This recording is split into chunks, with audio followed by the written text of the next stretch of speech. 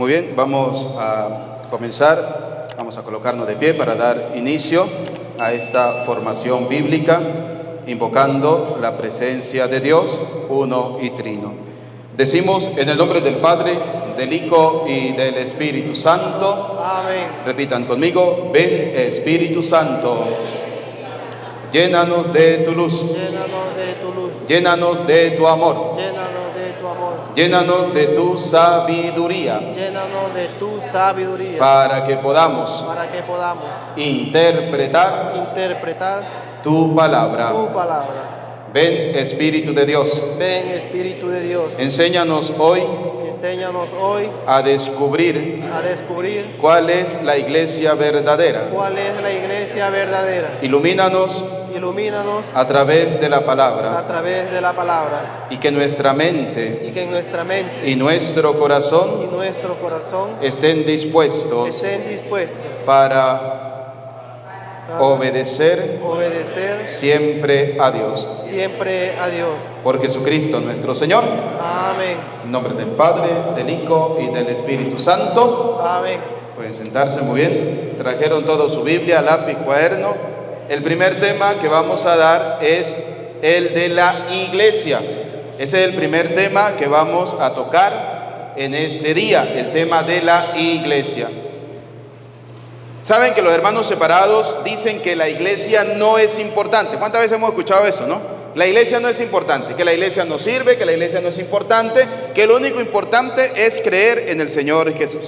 Hoy nos vamos a dar cuenta, a la luz de la palabra de Dios, que la iglesia, primero, sí es importante, y segundo, es un proyecto de Dios, que la iglesia no es inventada por los hombres.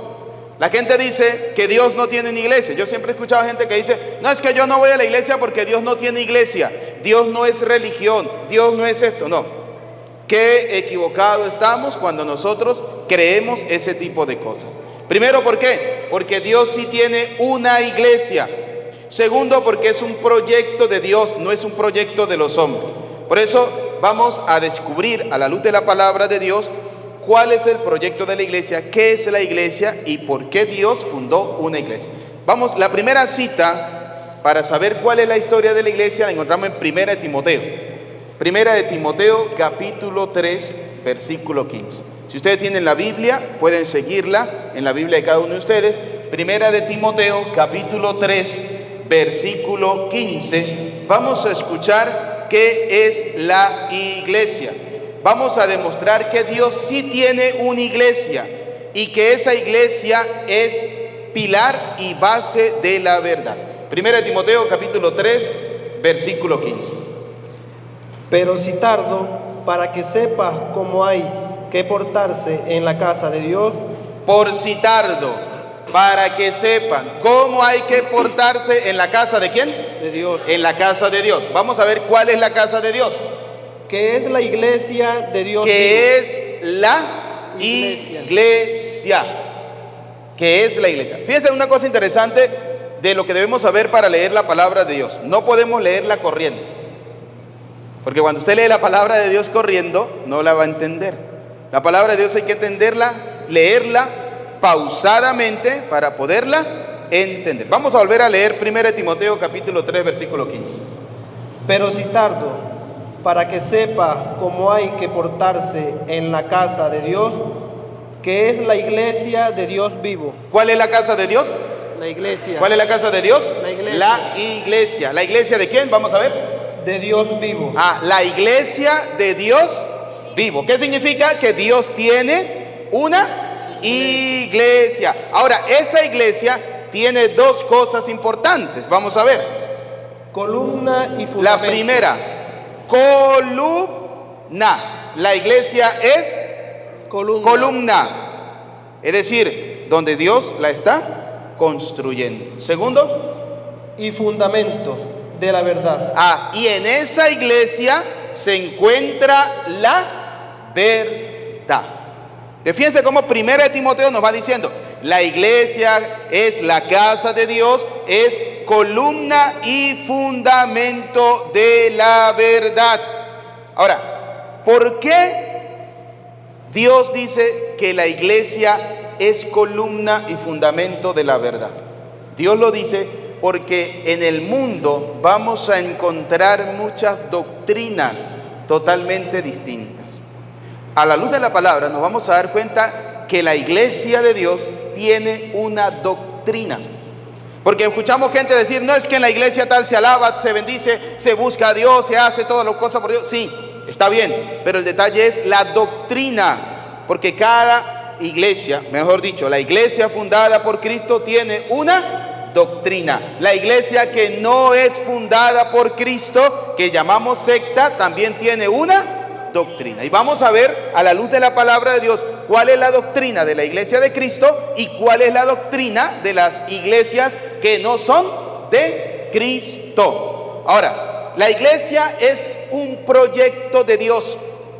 La iglesia estaba en el plan de Dios y es lo que vamos a descubrir. Vamos a buscar Efesios capítulo 3, versículo 1. Vamos a descubrir la iglesia como proyecto de Dios. Carta a los Efesios capítulo 3, versículo 1 en adelante. Vamos a leer todo el capítulo 3. Vamos a descubrir en este capítulo cómo San Pablo nos va a descubrir la iglesia. Capítulo 3, versículo 1. Pero vamos a leerlo pausadamente para que podamos saborearlo. Por lo cual yo, Pablo, el prisionero de Cristo, en favor de vosotros, los gentiles, si es que conocéis la misión de la gracia que Dios me concedió en provecho vuestro, como me fue comunicado por una revelación.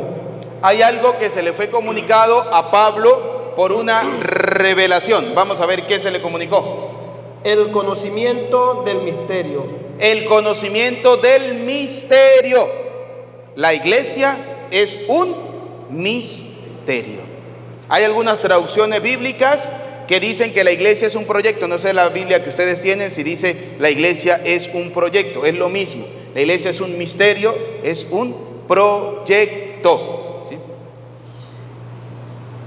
El conocimiento del misterio, tal como brevemente acabo de exponerlo. Tal como brevemente acabo de exponer, porque toda la carta a los Efesios Pablo está exponiendo. Ahora vamos a ver qué va a exponer Pablo. Por la lectura de la carta podréis captar mi conocimiento del misterio de Cristo. Leyendo esta carta vamos a captar el misterio de Cristo. El misterio. Entonces, la iglesia, que es columna y fundamento de la verdad, es un proyecto de Dios. Pero ese proyecto de Dios es misterioso. Ese proyecto de Dios es misterioso, pero lo vamos a descubrir poco a poco a la palabra de Dios. Un misterio que no fue dado a conocer a los hombres en generación pasada. Es un misterio, Pablo está diciendo, que no lo conocieron los hombres de generaciones pasadas. ¿Quiénes son esas generaciones pasadas que no conocieron el misterio de la iglesia? El Antiguo Testamento. Ellos nunca conocieron el misterio de la iglesia. ¿Por qué? Porque dice Pablo, vuelvo a repetir, estaban... Un misterio que no fue dado a conocer a los hombres en generaciones pasadas. Es un misterio que estaba escondido a generaciones pasadas, pero que Dios le va a revelar a la gente del Nuevo Testamento. Y vamos a ver a quiénes le va a revelar Dios el misterio de una iglesia. Ahora, en cambio, ha sido revelado a sus santos apóstoles y profetas. ¿Fue revelado a quiénes? A los apóstoles y los profetas. Entonces, hay una cosa importante, no olviden, los apóstoles están dentro de la verdadera iglesia. Y los apóstoles no se autonombran, los apóstoles son nombrados.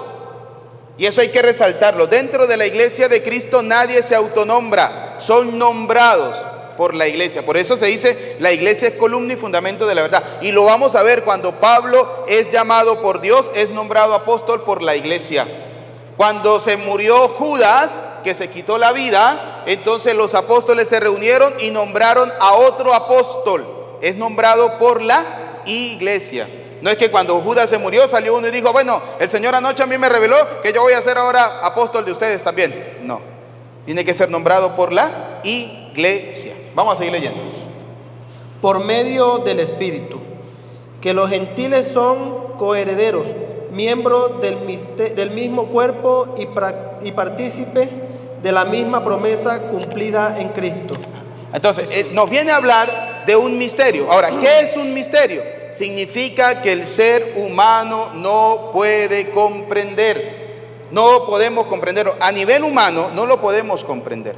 Pero a nivel de Dios sí se puede entender. Y es lo que vamos a descubrir a la luz de la palabra de Dios. Fácilmente pudiéramos decir, ¿por qué Dios no dijo, bueno, vamos a salvar a todos los hombres con la muerte de Cristo? No. Él lo pudo haber hecho. Pero Dios primero tiene que saber realmente que sus seguidores le siguen con el corazón. Por eso en el misterio Dios va a dejar una iglesia. Y esa iglesia es un misterio que Dios nos va a ir revelando poco a poco.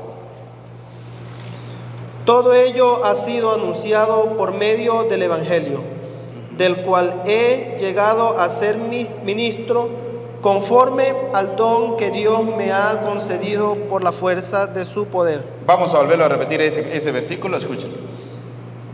De la cual he llegado a ser ministro conforme al don Primera de Dios. cosa importante, no me apure.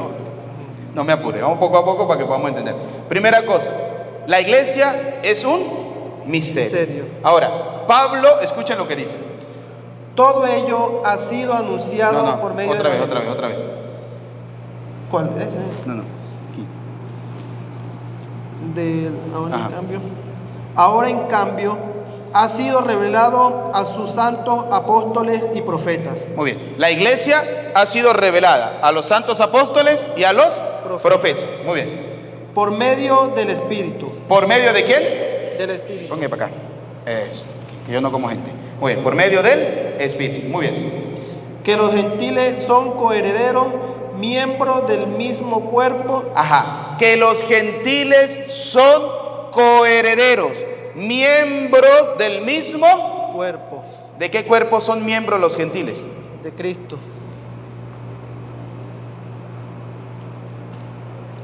¿De qué cuerpo son miembros los gentiles? Dice Pablo. Vamos a descubrirlo. Vamos a buscar Colosenses capítulo 1, versículo 24. Vamos a descubrir cuál es el cuerpo de las cuales son miembros los gentiles.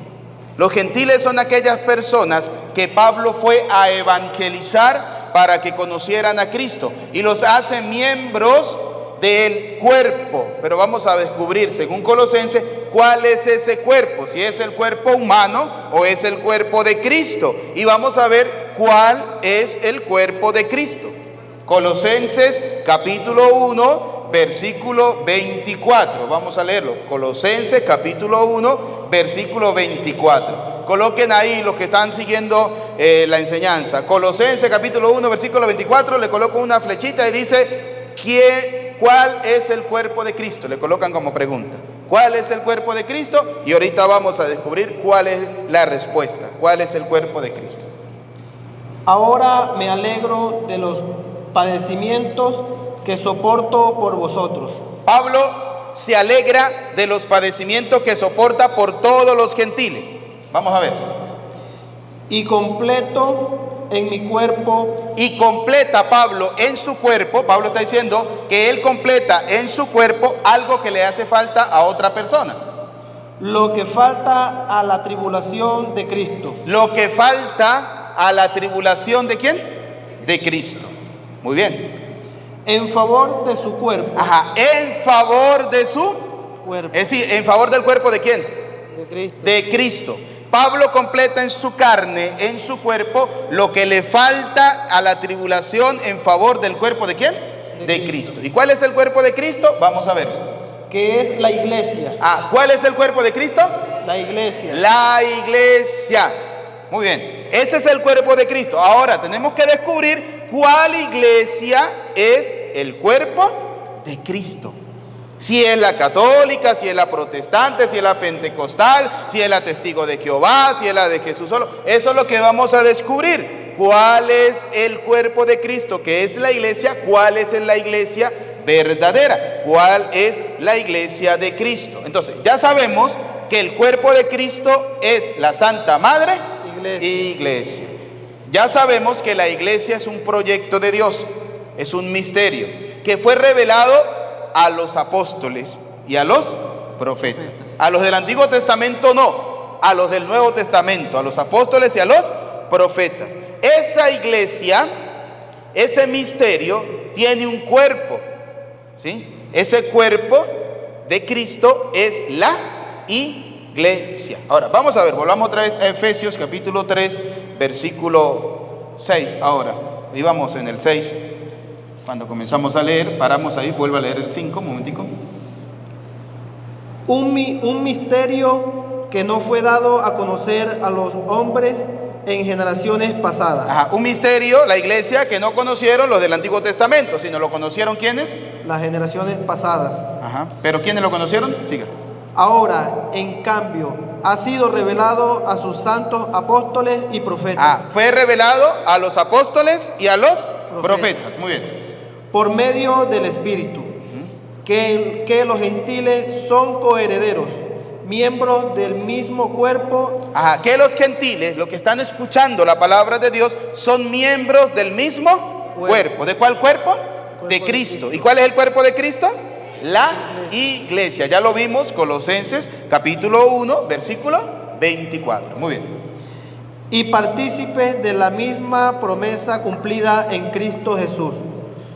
Todo ello ha sido anunciado por medio del Evangelio, del cual he llegado a ser ministro. Ahora, Pablo dice, yo he llegado a ser ministro ¿de qué cosa? De la iglesia, del cuerpo de Cristo. Yo he llegado a ser ministro del cuerpo de Cristo.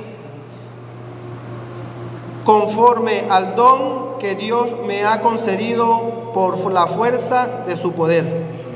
A mí, el menor de todos los santos, me fue concedida la gracia de anunciar a los gentiles la insondable riqueza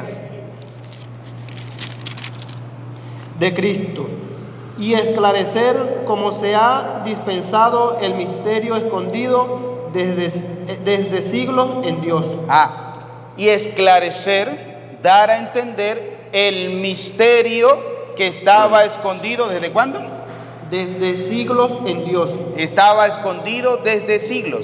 Entonces, vamos viendo cómo Pablo nos va diciendo que la iglesia es un proyecto de Dios, que es un misterio que estaba escondido a la gente del Antiguo Testamento, pero que con Cristo ese misterio viene a ser revelado.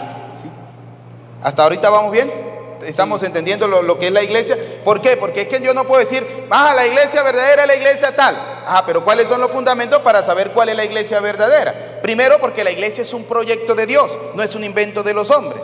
¿Sí? Esa es la primera teoría que nosotros debemos, como católicos, quitarle o tumbarle a la gente. Aquellos que dicen, no, es que Dios no tiene una iglesia. No, es que Dios no necesita la iglesia. Es que no necesitamos la iglesia para salvarnos. Son mentirosos. Porque primero, sí necesitamos la iglesia. Segundo, la iglesia es un proyecto ¿de quién? De Dios. Es un misterio de Dios. Estaba escondido, pero Cristo lo reveló a los apóstoles y a los profetas. Esa iglesia, que es el cuerpo ¿de quién? De Cristo, dice 1 Timoteo, es columna y fundamento de la verdad. Vamos a seguir leyendo lo que nos dice Efesios. Efesios. Creador del universo, para que la multiforme sabiduría de Dios me manifieste ahora a los participados y a las potestades.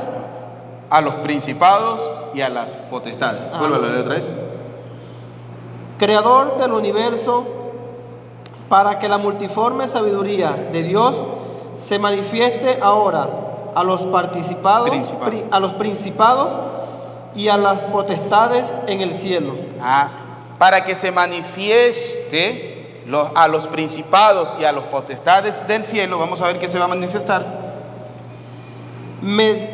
Mediante la iglesia. Dice así: y esclarecer cómo se ha dispensado el misterio escondido desde siglo en Dios, creador del universo, para que la multiforme sabiduría de Dios se manifieste, dice, la multiforme sabiduría de Dios. Vamos a ver dónde se va a manifestar la sabiduría de Dios. Porque fíjense los atributos que tiene la iglesia. Primero, es un proyecto de Dios. Segundo, es un misterio de Dios. Tercero, ha sido revelado a los apóstoles y a los profetas. Cuarto, esa iglesia es parte de Cristo, es el cuerpo de Cristo. Ahora, las potestades del cielo, dice, y esclarecer cómo se ha dispensado el misterio escondido desde siglo en Dios, creador del universo, para que la multiforme sabiduría de Dios, escuchen, que se manifieste ahora a los principados y a los potestades en el cielo. Es decir, que los principados del cielo, que las potestades que hay en el cielo, que los ángeles, que todos los que están en el cielo van a ver que la sabiduría de Dios se manifiesta en la tierra en un lugar específico. Vamos a ver cuál es ese lugar. Mediante la iglesia. Mediante la iglesia. Ahora volvemos otra vez a la pregunta. ¿Cuál iglesia? ¿Cuál iglesia? Ahorita vamos a darle la respuesta a ver cuál es la iglesia. Pero nos estamos dando cuenta que ese misterio de Dios no lo sabían ni las potestades, ni los ángeles, ni los santos, ni nada de eso. Solamente lo tenía escondido ¿quién? Dios. Era un misterio.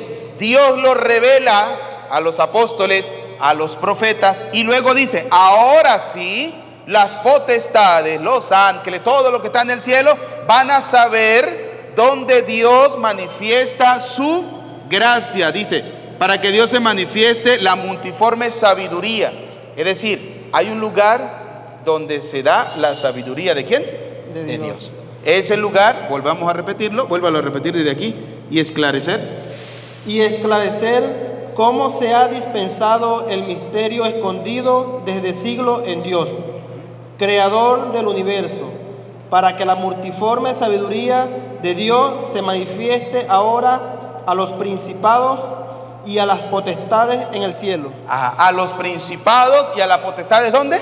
En el cielo. En el cielo. Vamos a ver dónde se va a manifestar. Mediante la iglesia. Se manifiesta mediante la iglesia.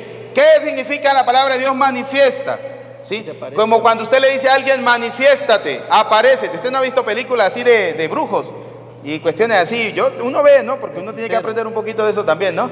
Y de hechicero y todo eso. Entonces, que hay alguien que está por ahí asustando y ya todo asustado uno le dice, pero manifiéstese para ver quién es. Manifiéstese. Es decir, darse a revelar. Entonces, la gracia, la sabiduría de Dios se da a revelar, se manifiesta en la Santa Madre Iglesia. No lo digo yo, lo dice la palabra de Dios. Vamos a seguir leyendo. De este modo, Dios ha realizado su designio eterno en Cristo Jesús, Señor nuestro, quien mediante la fe en Él nos da valor para llegarnos confiadamente a Dios. A través de la iglesia, nosotros llegamos confiadamente ¿a quién? A Dios. A Dios. O sea, ¿sí necesitamos la iglesia para llegar a Dios? Sí. Y no lo digo yo, lo dice la palabra de Dios. Por eso os ruego que no os desaniméis por las tribulaciones que por vosotros padezco. No se desanime por las tribulaciones que padece la iglesia, ¿Cuántas tribulaciones no ha padecido la iglesia? Muchas. ¿Cuántas veces no ha sido difamada? ¿Cuántas veces no ha sido maltratada? ¿Cuántas veces no ha sido atacada por los protestantes? ¿Ustedes no se han dado cuenta que los protestantes no atacan a los ateos, a los que no creen en Dios? Los protestantes atacan a los católicos, a los que creen en Dios. Pero sobre todo, no a los católicos preparados, sino a los católicos que de la palabra de Dios conocen poco o nada. De los católicos que se conforman con que yo fui a misa el domingo. Sí, ¿y qué dijo el padre en la misa? Estuvo bonita, pero yo no me acuerdo ni de qué habló el salmo, ni de qué habló la lectura, ni de qué habló el evangelio. No, hay que estar preparado. Pues ellas son vuestra gloria. Siga. Siga.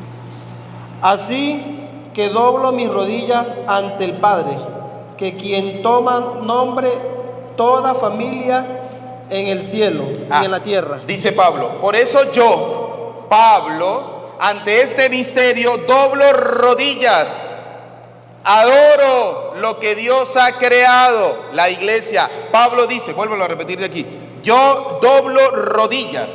Así que doblo mis rodillas ante el Padre, de quien toma nombre toda familia en el cielo y en la tierra, para que en virtud de su gloriosa riqueza os conceda fortaleza interior mediante la acción de su Espíritu, y haga de Cristo que Cristo habite por la fe en vuestros corazones, y que de este modo, arraigados y cimentados en el amor, podáis comprender con todos los santos la anchura y Fíjense lo que dice Pablo, ¿no?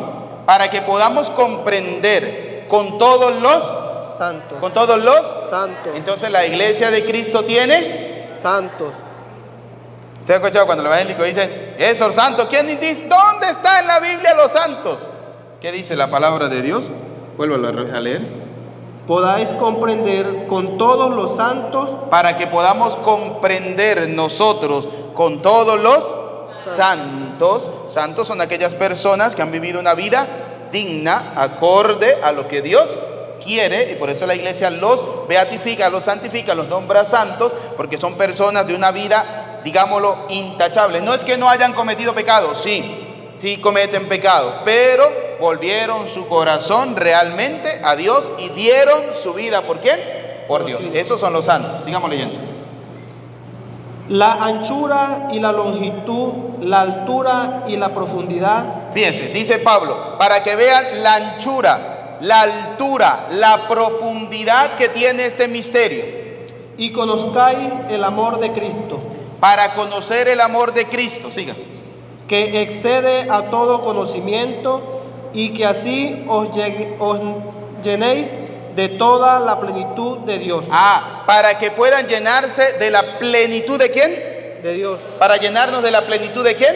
De Dios. Ahora, para llenarnos de la plenitud de Dios, debemos estar dentro de la iglesia. Vámonos a Efesios, la misma carta de Efesios, capítulo 1. Vamos al capítulo 1, versículo 22. Vamos a ver dónde está la plenitud de Dios.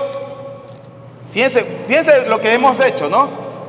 Nos dice Pablo que los gentiles son parte del cuerpo de Cristo. Después vimos en Colosenses capítulo 1 versículo 24 cuál era el cuerpo de Cristo. ¿Cuál es el cuerpo de Cristo? La iglesia. Ahora Pablo nos dice que en ese lugar se da la plenitud de Dios. Efesios capítulo 1 versículo 22 y 23. Es el lugar donde se da la plenitud de Dios. Vamos a ver cuál es. Efesios 1, 22, 23. Sometió todo bajo sus pies.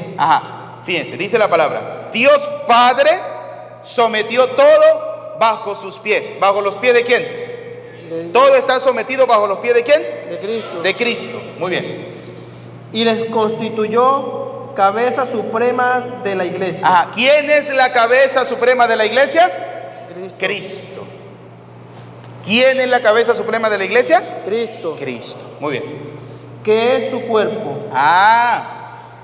Que es su cuerpo. Es decir, el cuerpo de Cristo, ¿quién es? La iglesia. ¿Y quién es la cabeza suprema? Cristo. Vamos a volverlo a leer completo.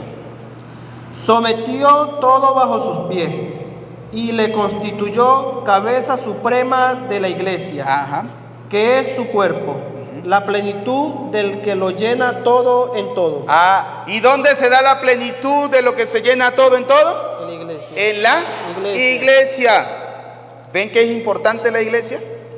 Decíamos en Efesios, anteriormente busqué Efesios 19, 3:19. Decía Efesios capítulo 3, versículo 19, decía lo siguiente. Aquí.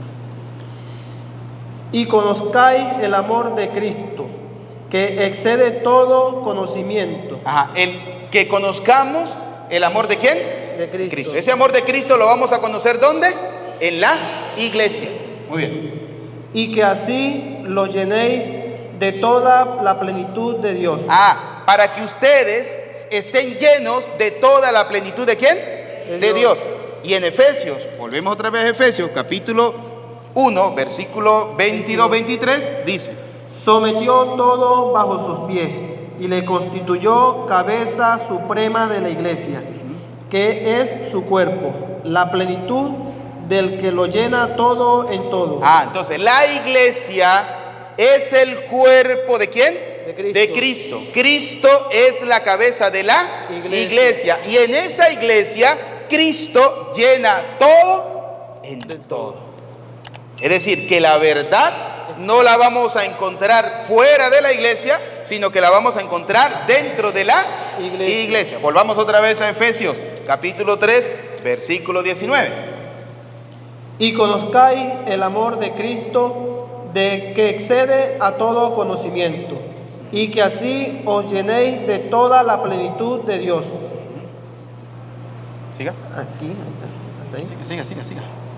A aquel que tiene poder para realizar todas las cosas, incomparablemente mejor de lo que nosotros podemos pedir o pensar conforme a nuestra capacidad. Fíjense cómo esta iglesia es un plan ¿de quién? De Dios. ¿Superior a quiénes? A nosotros. Conforme, superior a lo que nosotros pensamos e imaginamos, es el plan ¿de quién? De Dios. A Él la gloria en la iglesia. A Él, es decir, ¿a quién? A Cristo, a Dios, la gloria en la iglesia. ¿A dónde se le da la gloria a Cristo? En la iglesia. Vuélvalo a leer. A Él. A Él la gloria en la iglesia. A Él, a Cristo, la gloria en la iglesia. En la iglesia, muy bien. Y en Cristo Jesús por todas las generaciones y todos los tiempos. En Cristo Jesús. Poco a poco. Léamela, poquito a poco. Y en Cristo Jesús. Poquito a poco. Y en Cristo Jesús. En Cristo Jesús. Vamos a leerlo otra vez. Aquel que tiene todo poder. Capítulo, versículos 10 y 20. Vamos a leer el versículo 20. ¿Sí? Por eso nosotros damos los cursos bíblicos. Y cuando uno da el curso bíblico, hay que enseñar a las personas que la palabra de Dios, para que usted también lo vaya aprendiendo poco a poco, ¿sí? Porque es primera vez que me ayuda en leer la Biblia. La palabra de Dios tenemos que leerla pausadamente y luego ir descubriendo, ¿sí? Ir descubriendo. Fíjense que cuando leíamos este capítulo completo, capítulo 3, hay algo que nos llevó a descubrir el cuerpo. Decía que los gentiles son miembros del mismo cuerpo. Había que saber de cuál cuerpo. Por eso paramos ahí y fuimos a Colosenses. Y en Colosenses capítulo 1, versículo 24, descubrimos que el cuerpo es la Santa Madre Iglesia. Que el cuerpo es la iglesia. Por eso volvemos otra vez a Efesios y vamos a ir descubriendo poco a poco que en esa iglesia se da la plenitud ¿de quién? De Dios. Nos vamos otra vez a Efesios capítulo 1, versículo 22 y 23 y nos dice que es en la iglesia donde se da la plenitud ¿de quién? De Dios. Volvemos otra vez a Efesios capítulo 3, versículo 20. Vamos a descubrir algo interesante. A aquel que tiene poder. ¿Quién tiene poder? Dios.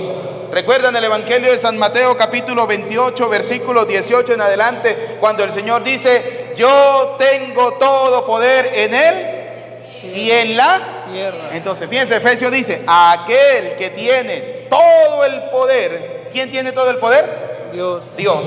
Es decir, a Dios. Para realizar todas las cosas. Que es el que realiza todas las cosas. Incomparablemente mejor que de lo que nosotros podemos pedir o pensar. Mejor de lo que nosotros imaginamos. ¿Cuánta gente dice: es que yo pienso que la iglesia tiene que ser así? Pero no es lo que usted piense, compañero. Es lo que Dios ha hecho. Punto. Dice, vuélvelo a repetir esa línea. Incomparablemente mejor de lo que nosotros podemos pedir o pensar. Mejor de lo que nosotros podemos pedir o pensar. Conforme a nuestra capacidad. A Él la gloria en A la Él. ¿A quién se le va a dar la gloria? iglesia. A Dios. A Él la gloria, es decir, a Dios la gloria. ¿En qué lugar se le da la gloria a Dios? En la iglesia. En la iglesia. No fuera de la iglesia, sino se le da la gloria a Dios en la iglesia. Muy bien.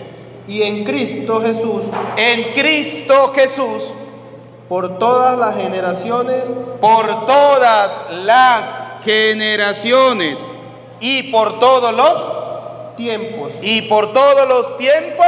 Y escuche cómo termina la carta. Amén. ¿Y qué significa amén?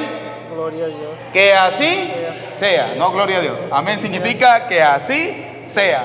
Este viene de la rama protestante, por eso dijo gloria a Dios. No, amén no significa gloria a Dios. Amén significa que así sea. Que así sea. Entonces, fíjense, vamos a volver a leer ahora sí el 20 completo. A aquel que tiene poder para realizar todas las cosas, incomparablemente mejor de lo que nosotros podemos pedir o pensar, conforme a nuestra capacidad. A Él la gloria en la iglesia y en Cristo Jesús por todas las generaciones y todos los tiempos. Amén. Amén.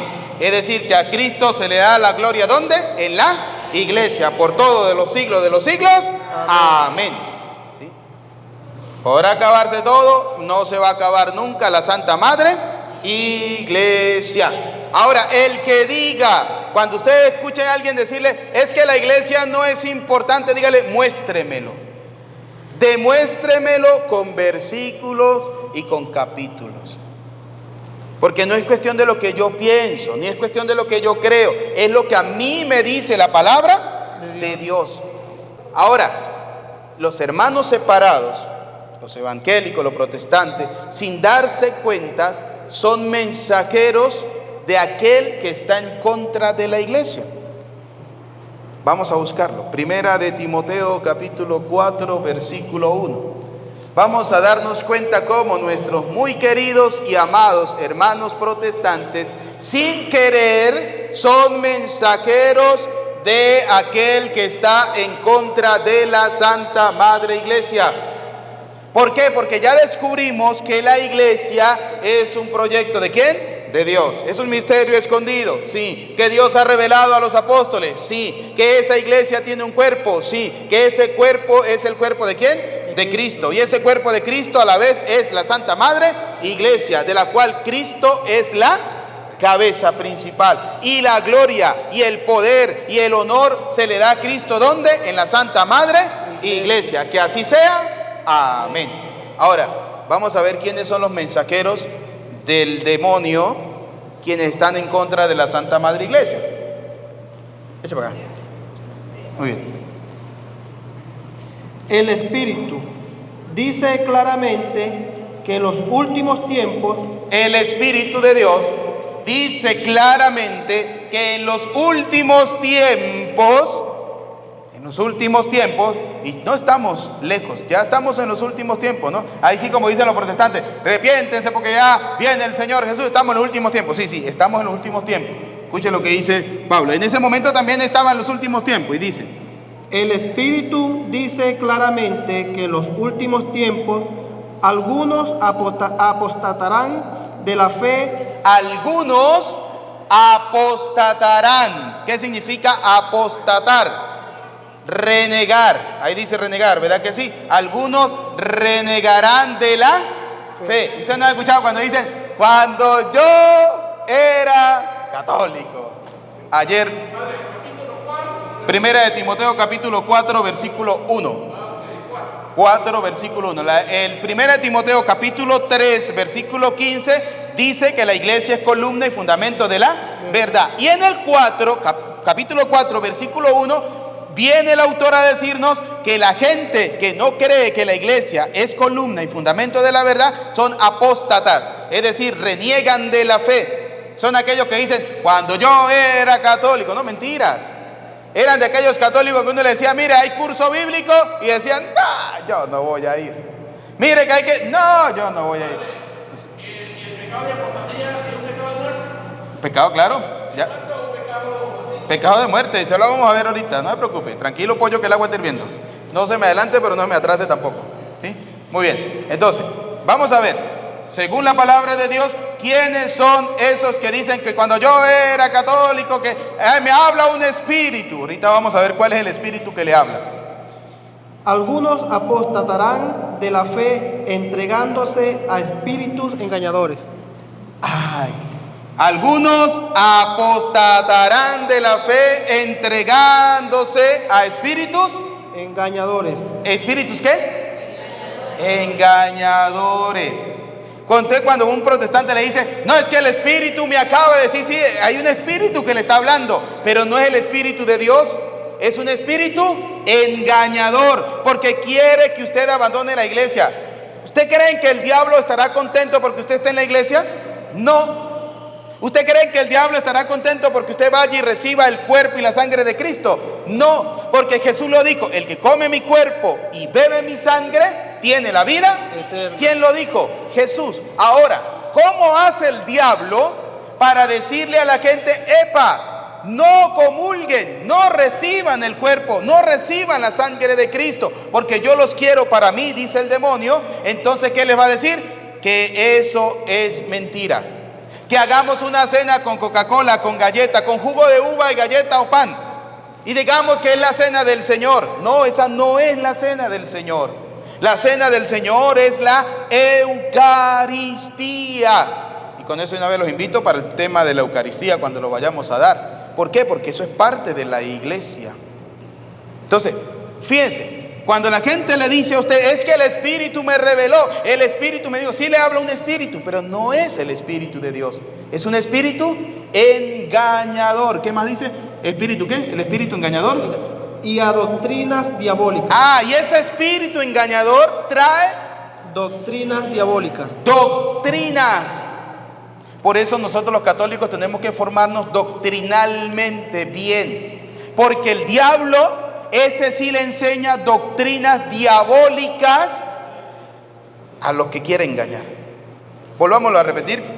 Primera de Timoteo capítulo 4 versículo 1. El Espíritu dice claramente que en los últimos tiempos algunos apostatarán de la fe entregándose a espíritus engañadores y a doctrinas diabólicas.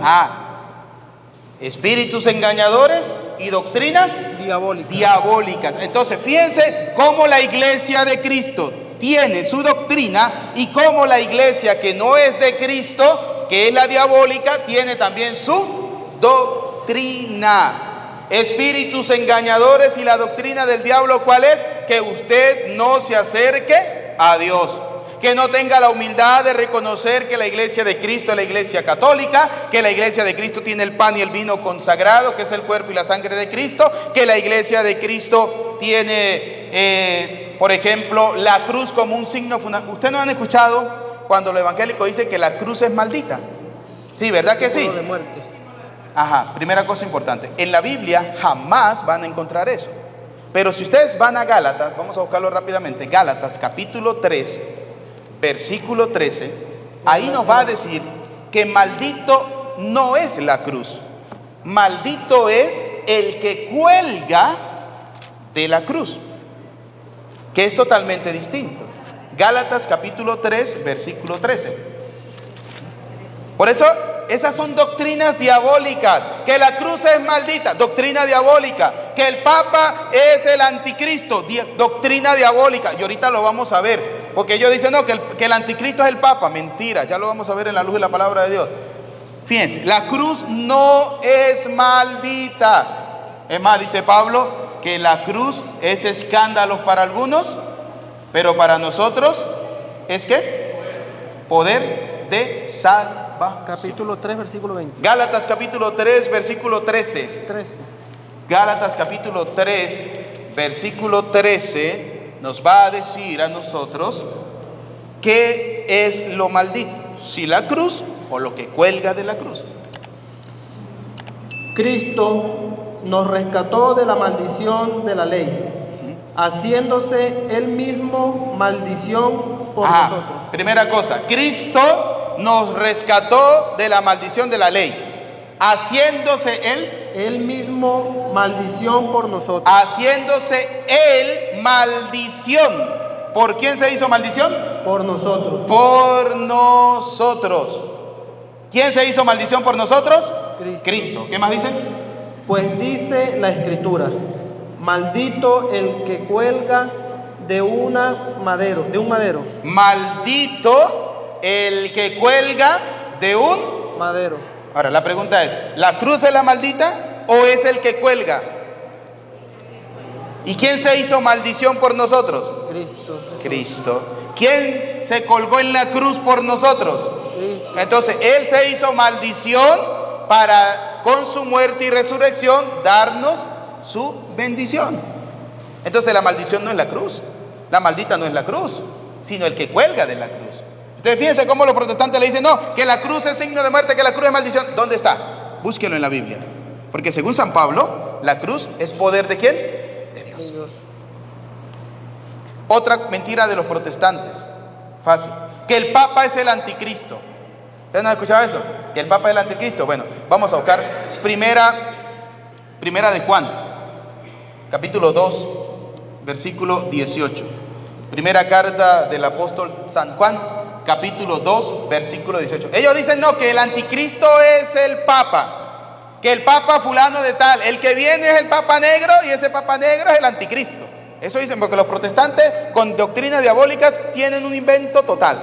Vamos a ver, según la palabra de Dios, quién es el anticristo. Primera de Juan, capítulo 2, versículo 18. Aquí en primera del apóstol San Juan, capítulo 2, versículo 18.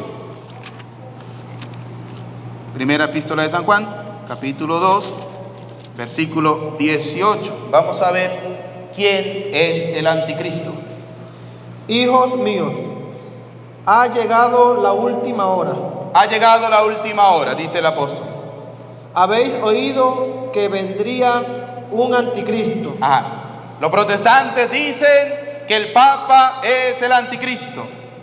Y la verdad es que han aparecido muchos anticristos. La verdad es que ya han aparecido muchos anticristos. ¿Qué más? Por eso nos damos cuenta que ha llegado la última hora. Por eso nos damos cuenta que ha llegado la última hora. Siga leyendo. Salieron de entre nosotros. Pregunto. ¿El anticristo sale de dónde? De entre nosotros. Del que es cristiano. Pregunto. ¿Quiénes salieron de la Iglesia Católica? Los protestantes. Se salieron de la Iglesia Católica. Dice, vuelvo a leer completo. Hijos míos, ha llegado la última hora. Habéis oído que vendría un anticristo. Escuche, viene un anticristo. ¿Sí? Viene un anticristo. ¿Qué dice en San Juan? Y la verdad es que han aparecido muchos anticristos. La verdad es que hay muchos anticristos. Vamos a ver quiénes son esos muchos anticristos. Por eso nos damos cuenta que ha llegado la última hora. ¿Por qué ha llegado la hora? Porque han llegado muchos anticristos. Vamos a ver. Salieron de entre nosotros. Esos anticristos salieron de nosotros. De nosotros. De la iglesia de Cristo se salieron los que son los anticristos. Ahora, pregunto, ¿el Papa acaso se ha salido de la iglesia? No, el Papa es de la iglesia católica, es de la iglesia que Cristo fundó. ¿Quiénes son los que no son de la iglesia? Los anticristos. ¿Y quiénes son esos anticristos? Con todo el respeto, y los protestantes que nos siguen a través de las redes sociales, son aquellos que dicen, cuando yo era católico, pero ahora ya me le entregué al Señor Jesús. Ya me bauticé de nuevo. Ya hice esto. Mentiroso, usted se volvió en un anticristo. Salieron de entre nosotros, aunque no eran de los nuestros. Salieron de nosotros, aunque no eran de los nuestros. Eran de aquellos católicos que iban a la misa, pero estaban así. ¿A qué hora irá a terminar el cura? Ese cura se habla. En estos días me dijo alguien, no, padre, en estos días vino un padrecito y eso dio la misa en 40 minutos. La gente estaba encantada. Yo le dije, sí, con el padre Eudis, no, que el padre Eudis habla mucho, dice mucho. Yo le digo, no, yo no digo mucho. Lo que pasa es que yo le estoy metiendo a ustedes la palabra de Dios, pero que les da pereza escuchar la palabra de Dios. Eso es lo que pasa, que les da pereza escudriñar la palabra de Dios. Por eso es que tenemos muchos católicos confundidos. Muchos católicos confundidos. No, lo que importa no es que en las otras sectas canten y bailen y alaben a Dios. Eso no es lo que importa. Lo que importa es la doctrina. Vamos a poner un ejemplo de la doctrina de Cristo. Busquen San Juan, capítulo 20, versículos 21 y 22. El Evangelio de San Juan, capítulo 20, versículos 21 y 22. Vamos a poner un ejemplo de la doctrina de Cristo. Vamos a escuchar cuál es la doctrina de Cristo. ¿Capítulo? San Juan, capítulo 20, versículos 21 y 22. Los evangélicos dicen que no hay que confesarse con ningún hombre, porque maldito el hombre que confía en el hombre. Esa es la doctrina diabólica. La doctrina de Cristo en la confesión es la siguiente. San Juan capítulo 20, versículo 21 al 23. Jesús les dijo otra vez. Jesús les dijo otra vez, escuchen. La paz con vosotros. Como el Padre me envió, también yo os envío. Ajá, fíjense. La paz sea con ustedes, como el Padre me envió. ¿Quién envió a Jesús? El Padre. ¿Quién envió a Jesús? El Padre. El Padre. Como el Padre me envió, dice. También yo os envío. Ahora, como el Padre me envió a mí, yo, Jesús, los voy a enviar a ustedes. Ahora, vamos a ver a qué los va a enviar Dios. Dichoso esto, sopló. Dicho esto, Y les dijo, recibid el Espíritu Santo. dicho esto, sopló sobre ellos y les dijo, reciban al Espíritu Santo. Muy bien, ya fíjense, les regaló el don del Espíritu Santo. A quienes perdonéis los pecados, A quienes ustedes que acaban de recibir el don del Espíritu Santo le perdonen los pecados. les quedan perdonados. ¿Quién dio la autorización para perdonar pecados? Dios. Jesús. ¿Y a quién se la dio? A los apóstoles. A los apóstoles. Eso era como cuando aquí en Venezuela comenzó la pandemia y daban el salvoconducto, ¿sí? El único que podía transitar por las calles era el que tenía el salvoconducto. Punto. El único que puede perdonar los pecados es aquel que ha recibido el ministerio sacerdotal de parte de la iglesia, que tiene la sucesión apostólica, que viene de los apóstoles, a los cuales Dios les dio el poder del Espíritu Santo y el poder de perdonar pecados. Que venga fulanito, Petronilo, que venga Teodoro y me diga, no, es que usted para tener el perdón de los pecados basta con que se arrodille en su cama y le diga al Señor, Señor, te entrego mis pecados, perdóname. Eso no está en la Biblia. Pero en la Biblia sí está que Jesús le dijo a Pedro y a los apóstoles, reciban el Espíritu Santo y a quienes ustedes les perdonen los pecados, les quedarán perdonados. Ahora, vamos a descubrir, ya sabemos que hay una iglesia, que es un misterio de Dios, que fue revelado a los apóstoles, a los profetas, que esa iglesia es el cuerpo de Cristo y que la cabeza de ese cuerpo es Cristo. Que esa iglesia tiene perdón de pecados, que esa iglesia es la verdad, que en la iglesia se le da la gloria, la honra, el honor a Dios, que en la iglesia recibimos la plenitud ¿de quién? De Dios. Ahora vamos a descubrir cuál es la iglesia de Cristo, porque en la Biblia no aparece la palabra católica, pero tampoco aparece la palabra Biblia, por ejemplo. Pero la Biblia se dice que es la Biblia porque es el conjunto de muchos libros, ¿sí? La Biblia es el conjunto de muchos libros, biblioteca, muchos libros, ¿sí? Aunque no está, deducimos que su nombre es Biblia porque tiene muchos libros. Ahora, vamos a descubrir la iglesia, cuál es la iglesia de Cristo, aunque no esté con el nombre preciso, católica. Pero aunque no esté el nombre católico, sí que está lo que significa la palabra católico. A ver, primera cosa importante, yo sé que los que me siguen a través de las redes sociales también lo saben.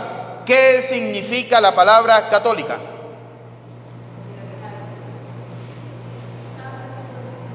¿Ve? Primera cosa importante, católico. Debemos aprender, según el diccionario de la Real Academia, que la palabra católico significa universal. Eso significa la palabra católico. La palabra católico significa universal. Por eso San Ignacio de Antioquía, que fue discípulo del apóstol San Juan en el año 107, después de la muerte de Cristo, llamó a la iglesia universal. ¿Por qué? Porque descubrió cuál era la misión de la iglesia. La misión de la iglesia es evangelizar a todo el mundo. Por eso es universal, porque tiene que evangelizar a todo el mundo. Ahora, eso es lo que nosotros vamos a descubrir. ¿Por qué? Porque Dios es católico. Dios no es protestante, Dios no es evangélico, Dios no es testigo de Jehová, Dios no es Jesús solo, Dios es católico. ¿Por qué? Porque Dios es universal. Porque la palabra católico significa universal. ¿Y quién creó todo el universo? Dios.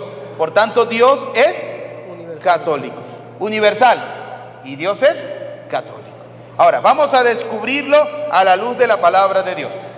San Marcos capítulo 16, versículo 15, nos va a descubrir, nos va a mostrar cuál es la misión de esta iglesia. San Marcos capítulo 16, versículo 15. En el Evangelio de San Marcos vamos a descubrir la misión de la iglesia, que hace que la iglesia sea llamada católica, porque su misión es universal. Es universal la misión de la iglesia. San Marcos capítulo 16, versículo 15. San Marcos capítulo 16, versículo 15. Muy bien. Por eso es importante traer la Biblia. Mire, en la casa nosotros tenemos que practicar. Usted comience. Evangelio de San Marcos, lo ubica rapidito. Evangelio de San Juan, y lo ubica, a ver dónde está San Juan. Evangelio de San Mateo, lo ubica, ¿sí? Para que podamos conocer un poco la palabra de Dios. Entonces, hay que conocer dónde están los libros en la Biblia.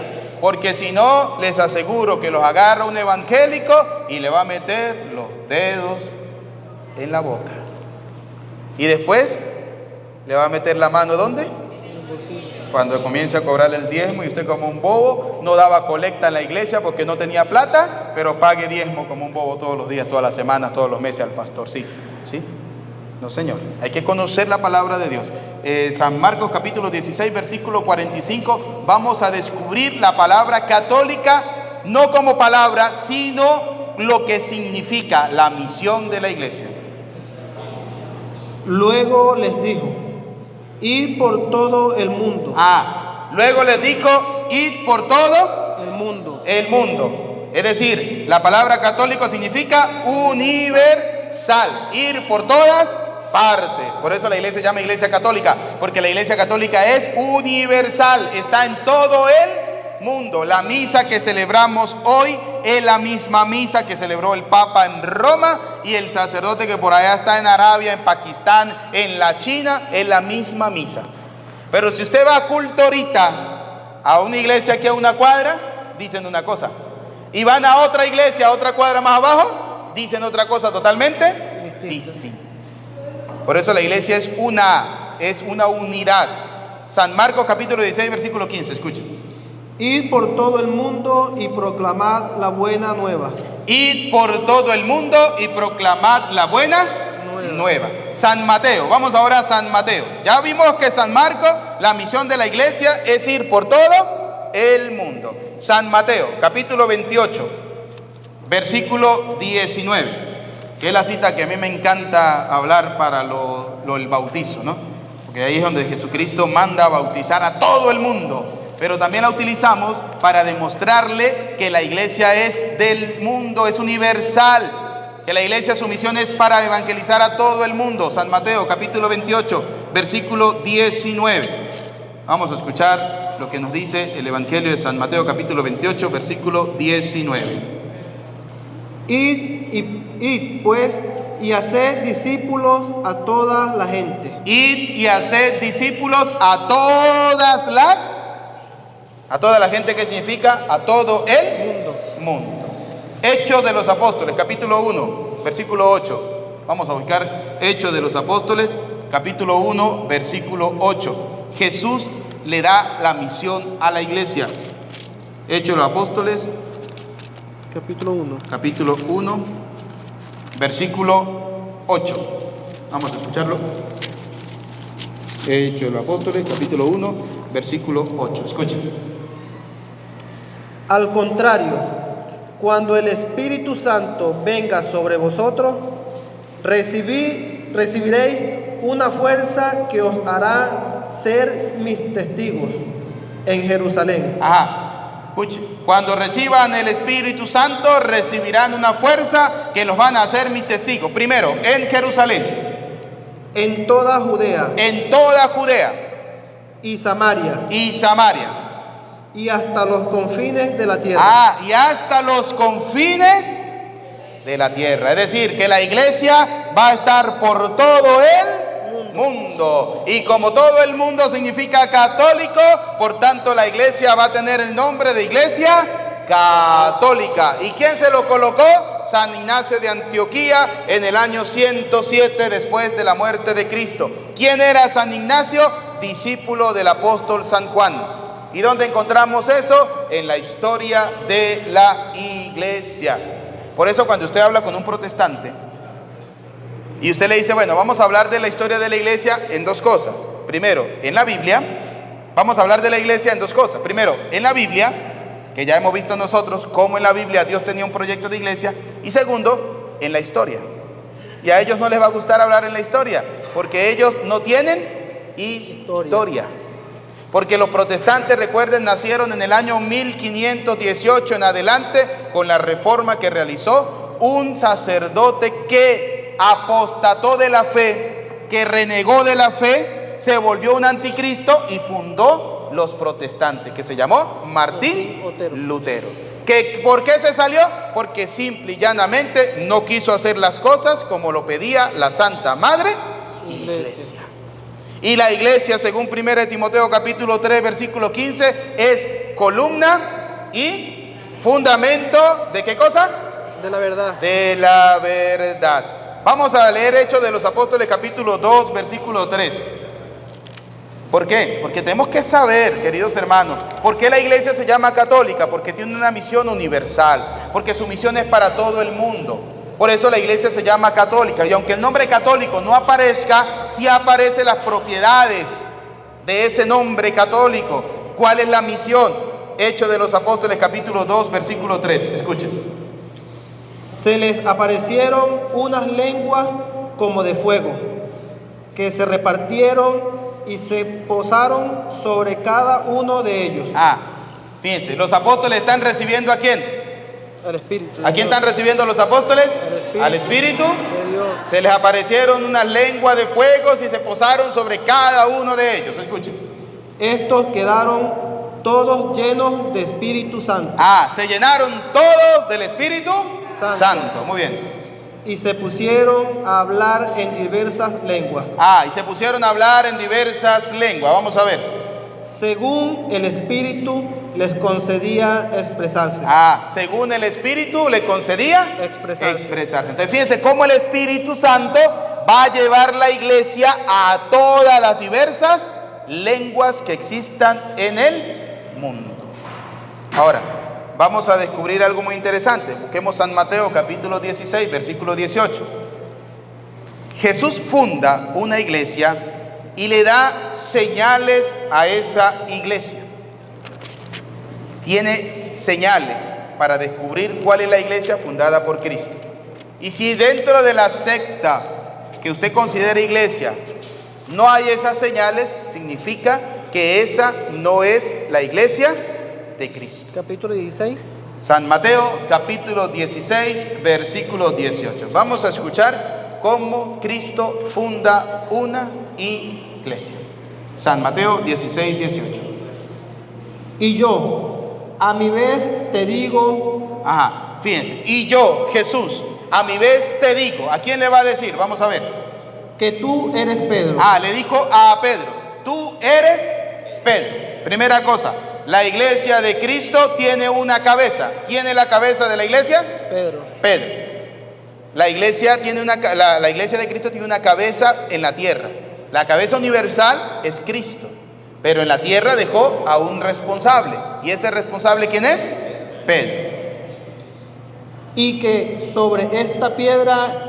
Esa iglesia tiene una piedra. ¿Quién es la piedra de la cabeza de la iglesia terrena? Jesús. Pedro. ¿Quién es la piedra de la iglesia?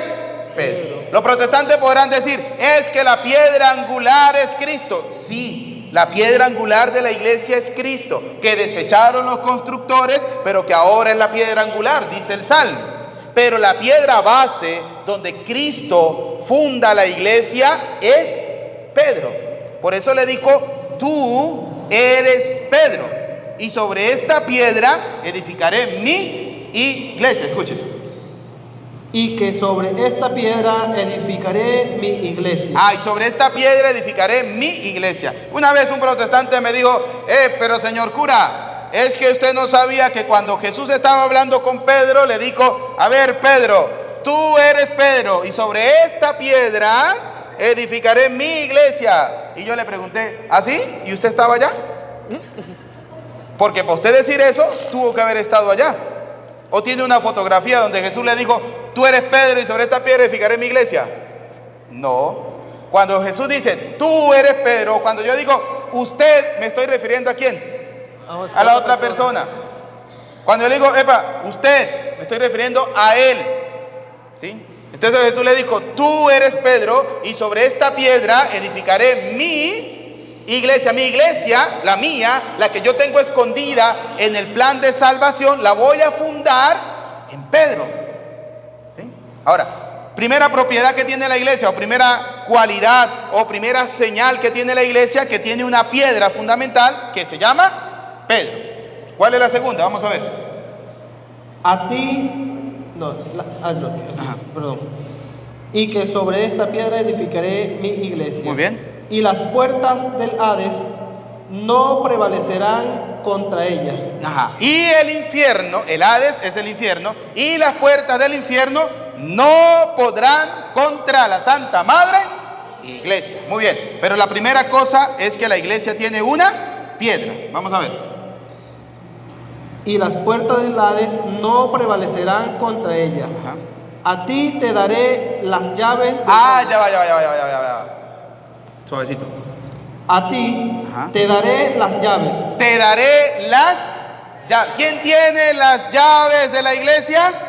Pedro. De la iglesia terrena y de la iglesia eterna, de la que está también en el cielo. ¿Quién tiene las llaves? Pedro. Entonces, la iglesia verdadera tiene una piedra, tiene las llaves. ¿Qué más tiene? Las llaves del reino de los cielos. Lo que ates en la tierra. Él tiene la autoridad de atar en la tierra, que significa perdonar. Atar significa perdonar. ¿Quién tiene ese poder? La iglesia. ¿Y a quién se lo dio Jesús? A la piedra. ¿Y quién es la piedra? Pedro, que es el que tiene las llaves. Es decir, que por ejemplo, si nosotros vamos a la iglesia y yo como cura tengo las llaves, si no abro la puerta, aquí nadie entra. Eso significa tener las llaves. El que tiene las llaves es el que manda. ¿Sí?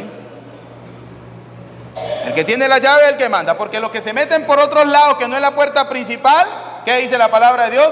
Son unos bandidos que solamente vienen a robar. Cambio, el que entra por la puerta, ese es el principal, es el que manda. Por eso la iglesia de Cristo tiene piedra, que es Pedro, tiene las llaves, tiene el poder de atar. ¿Qué más? Lo que ates en la tierra quedará atado en los cielos, y lo que desates en la tierra quedará desatado. Y lo que ates quedará atado, y lo que desates quedará desatado. Vamos a poner un ejemplo de atar. Cuando el sacerdote bendice a una pareja que se está casando, los está atando hasta que la muerte los separe. Cuando el sacerdote perdona los pecados de una persona, le está perdonando los pecados. Y si se muere en este momento, va sin pecado ¿a dónde? Al cielo. Al cielo. El poder de desatar, de quitarle los pecados a otra persona, se lo dio Jesús. ¿A quién? A Pedro. Es más, Pedro es tan importante en la iglesia que Jesús reza por Pedro. Jesús no reza por los otros apóstoles. Jesús reza por Pedro. Por eso Pedro es la cabeza de la iglesia. Vamos a buscar San Lucas capítulo 22, versículo 31. San Lucas capítulo 22, versículo 31. ¿Por qué Jesús reza por Pedro? Porque a Pedro le encargó la misión de llevar la iglesia. La misión de llevar la iglesia es de Pedro. Jesús se la encargó a Pedro, se la dio a todos los apóstoles, sí, pero la cabeza es ¿quién? Pedro. Porque si Jesús no hubiese puesto una cabeza dentro de la iglesia católica, seríamos como los protestantes, que aquí cada quien hace lo que le dé. Versículo, cerca de San Lucas, Acá. capítulo ¿qué? San Lucas capítulo 22, versículo 31. Por eso es importante, católico, que nos formemos en la palabra de Dios. ¿Para qué? Usted se aprende todas estas citas, usted se aprende cómo se funda la iglesia. Y viene un evangélico y le habla usted con la iglesia y va a decir, no, yo con esto no vuelvo más. Porque usted sabe, ¿sí? Porque usted sabe que usted está en la mentira, pero que usted se formó bien, está en la verdad. San Lucas capítulo 22, versículo 31. Vamos a descubrir por qué Pedro sí que es la cabeza de la iglesia. ¿Por qué Pedro es importante? Escuchen. Simón, Simón, sábete que Satanás ha solicitado el poder críbaros. Vamos a volverlo a leer. Escuchen lo que le dice Jesús a Pedro. Simón, Simón. Recuerden algo interesante, ¿no? Que lo hemos dejado un poquito por alto, pero después veremos el tema de Pedro como tal. Jesús le cambió el nombre a Simón y le puso Pedro. En el Antiguo Testamento, cuando Dios Padre hace un pacto con el hombre, lo hace con una persona llamada Abraham. Para que ese pacto sea verdadero, Dios le dijo, ya no te llamarás Abraham, sino que de aquí en adelante te vas a llamar Abraham. Le cambió el nombre. No es lo mismo Abraham que Abraham. En el Nuevo Testamento, Jesús, para demostrarle a sus discípulos que Él es la cabeza, Pedro es la cabeza de la iglesia visible, le dijo, ya no te llamarás Simón, sino que de aquí en adelante te va a llamar Pedro. Pero cuando Jesús quería darle a entender a Pedro algo con suma importancia, lo llamaba por el mismo nombre de pila, Simón. Y fíjense lo que le dice Jesús. Simón, Simón. Le dice, Simón, Simón. A ver, vamos a poner un ejemplo. Cuando usted está con su marido, la mujer que está casada, tiene su esposo, tiene su marido, lo quiere mucho, lo ama, lo adora. Le pone un sobrenombre, gordo o mi flaco, ¿sí? Pero cuando usted está molesta, a usted se le olvidó que era gordo, que era flaco y lo llama por su nombre, ¿sí o no? Y el marido cuando escucha que la mujer lo llamó por su nombre, pija cámara, activa las orejitas porque aquí lo que viene es un problemón. ¿Cierto o falso? Jesús llamó a Pedro por Simón y para que Simón se estuviera alerta, tuviera pilas, porque hay alguien que le va a poner una zancadilla para hacerlo caer. Vamos a ver. Sábete que Satanás ha solicitado. Vuelvo a leer otra vez. Sábete. Simón, Simón. Simón, Simón. Simón, Simón. Escuchen. Sábete que Satanás ha solicitado el poder críbaros como trigo. Sabes que Satanás ha solicitado el poder cribaros, que significa zarandearlos, que Satanás ha pedido permiso para tentarlos. Escuchen. Como trigo. Como el trigo, como cuando usted zarandea el trigo para que salga, ¿sí? Usted lo zarandea y cae el arroz bueno, creo que no, cuando usted va a sacar el trigo, el arroz, usted zarandea eso o lo pasa por la máquina que eso lo zarandea para que salga el arrocito bueno. Bueno, así dijo Jesús que el diablo pidió permiso para zarandear al pobre Simón. Pero yo he rogado por ti. Pero yo, Jesús, he rogado ¿por quién? ¿Por quién rogó Jesús? Por Pedro, por Simón. ¿Pero estaba solo Simón? No, estaba con los otros discípulos. Pero Jesús le dijo, yo he rogado por ti, Simón, para que tu fe no desfallezca. para que tu fe no desfallezca, es decir, para que tu fe no venga a menos. Yo, Jesús, yo he rogado, he orado, le he pedido al Padre que tu fe no venga a menos. Por eso, ustedes han escuchado la infalibilidad del Papa es en materia de fe, que cuando el Papa habla en materia de fe, la Iglesia dice amén, ¿sí? Porque el Papa es el sucesor ¿de quién? De Pedro, que es la cabeza de la Iglesia. Fíjense cómo Jesús le dice, yo he orado por ti, porque Satanás pidió permiso para zarandearte, para tentarte, para meterte una zancadilla, pero yo, Jesús, he orado por ti. ¿Para qué? Vamos a ver, ¿por qué oró Jesús por Pedro? Para que tu fe no desfallezca. Para que la fe de Pedro no desfallezca. Primera cosa, Jesús oró para que la fe de Pedro no venga a menos. ¿Por qué Jesús oró solo por la fe de Pedro y no oró por la fe de los demás? Vamos a ver. Y tú, cuando hayas vuelto con... Y tú, es decir, usted, Pedro, cuando hayas vuelto, confirma a tus hermanos. Confirma a tus hermanos. Él replicó, Señor, estoy dispuesto a ir contigo hasta la cárcel y la muerte. Jesús no oró por los demás apóstoles. Jesús solamente oró ¿por quién? Por Pedro. Mientras la fe de Pedro, cabeza de la iglesia, se mantenga firme, la iglesia va a estar firme. ¿Ve cómo Jesús oró por Pedro? Entonces la cabeza de la iglesia, ¿quién es? Pedro. Es la piedra, es la base donde Cristo fundó su iglesia. A nivel mundial, a nivel universal y de todo el cosmos de la creación, la cabeza de la iglesia es Cristo. Pero a nivel terreno, Cristo colocó a un responsable que se llama Pedro. Es la base. Pedro, tú eres piedra y sobre esta piedra edificaré mi iglesia. Y a ti te voy a dar las llaves. Te voy a dar el poder de atar y te voy a dar el poder de desatar. Es más, cuando el diablo me pida permiso a mí para tentarlo, yo voy a orar al Padre por ti para que tu fe no venga a menos. Vamos a ver otra forma como Cristo coloca a Pedro al frente de la iglesia. San Juan capítulo 21, versículo 15. Fíjense cómo vimos ahorita en el Evangelio de San Lucas, cómo Dios ora por Pedro, porque Pedro es la cabeza de la iglesia. Ahora vamos a ver en San Juan capítulo 21, versículo 15, lo mismo. Después de haber comido, preguntó Jesús a Simón Pedro, Simón, hijo de Juan, ¿me amas más que esto? Fíjense algo interesante. Jesús le pregunta, ¿a quién le pregunta Jesús? ¿A Pedro o a los apóstoles? A Pedro. Escucha la pregunta, vuelve a repetir la pregunta. Simón, hijo de Juan, ¿me amas más que esto? ¿Me amas más que los que están aquí?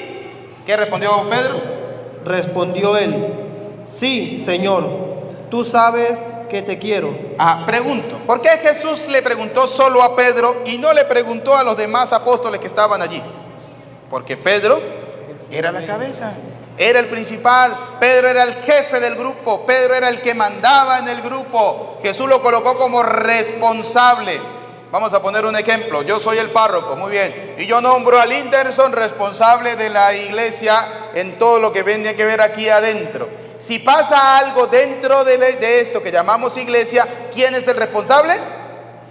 Linderson. Porque yo lo estoy colocando a él al frente. Lo mismo hizo Jesús. ¿Quién es el responsable de anunciar la evangelización, de llevar el reino, de anunciar que la iglesia de Cristo es la iglesia verdadera? Pedro. Si la fe de Pedro viene a menos, la iglesia viene a menos. Pero si la fe de Pedro está firme, la iglesia estará firme. Y aquí se lo pregunta 3 veces. Léanlo en su casa, el Evangelio de San Juan capítulo 21, versículo 15. Le pregunta 3 veces, ¿me amas más que estos? ¿Y qué le dice? ¿Apacienta? Apacienta mis corderos. Y luego vuelve y le pregunta. Volvió a preguntarle, por segunda vez: Simón, hijo de Juan, ¿me amas? Respondió él: sí, Señor, tú sabes que te quiero. Le dijo Jesús: apacienta mis ovejas. Insistió por tercera vez. Simón, hijo de Juan, ¿me quieres? Sí, se entristeció Pedro de que le preguntase por tercera vez: ¿me quieres? Y le dijo: Señor, tú lo sabes todo, tú sabes que te quiero. Le dijo Jesús: apacienta mis ovejas. Fíjense cómo Jesús le dice: apacienta mis corderos, apacienta mis ovejas. Y le pregunta: ¿me amas? ¿Me quieres? ¿Estás conmigo en esto? Pedro le dice: sí, sí, Señor, tú sabes que yo te amo, tú sabes que yo te quiero. Ahora vamos a ver, a la luz del Evangelio, cómo los autores de los Evangelios y de los Hechos de los Apóstoles colocan a Pedro en el primer lugar en todo. Vamos a ver Marcos capítulo 3, versículo 13. Vamos a ver quién es la primera persona que nombran en este evangelio. Evangelio de San Marcos capítulo 3, versículo 13. Subió al monte y llamó a los que él quiso. Jesús subió al monte y llamó a los que él quiso. Vamos a ver a quién llama de primero. Cuando estuvieron junto a él, creó un grupo de 12 para que estuviera con él y para enviarlos a predicar. Con poder de expulsar los demonios. Creó a los 12, a Simón, a quien llamó Pedro. ¿A quién llamó de primero? A Simón. A Simón. ¿Y quién es el autor del Evangelio? San Marcos. San Marcos dice: al primero que Jesús llamó fue a Pedro. Lo coloca de primero. Si usted lee los Evangelios, Jesús al primero que llamó no fue a Pedro. Pedro, su hermano, fue el que fue y le dijo: hemos encontrado al Salvador, al Mesías, lo hemos encontrado, ¿sí? Entonces Jesús al primero que llamó no fue a Pedro, pero los evangelistas sí lo colocan. Dicen: el primero, ¿quién fue? Pedro. ¿Por qué colocan primero a Pedro? Porque Pedro es la cabeza de la iglesia. Es como decir que alguien que no conozca el pueblo de Santa Lucía, no conozca nada de la iglesia de Santa Lucía, llegue y le pregunte a Linderson y le diga: epa, Linderson, hábleme un poco de la estructura de la iglesia. Y Linderson comienza: bueno, tenemos la señora que limpia, que es fulana de tal.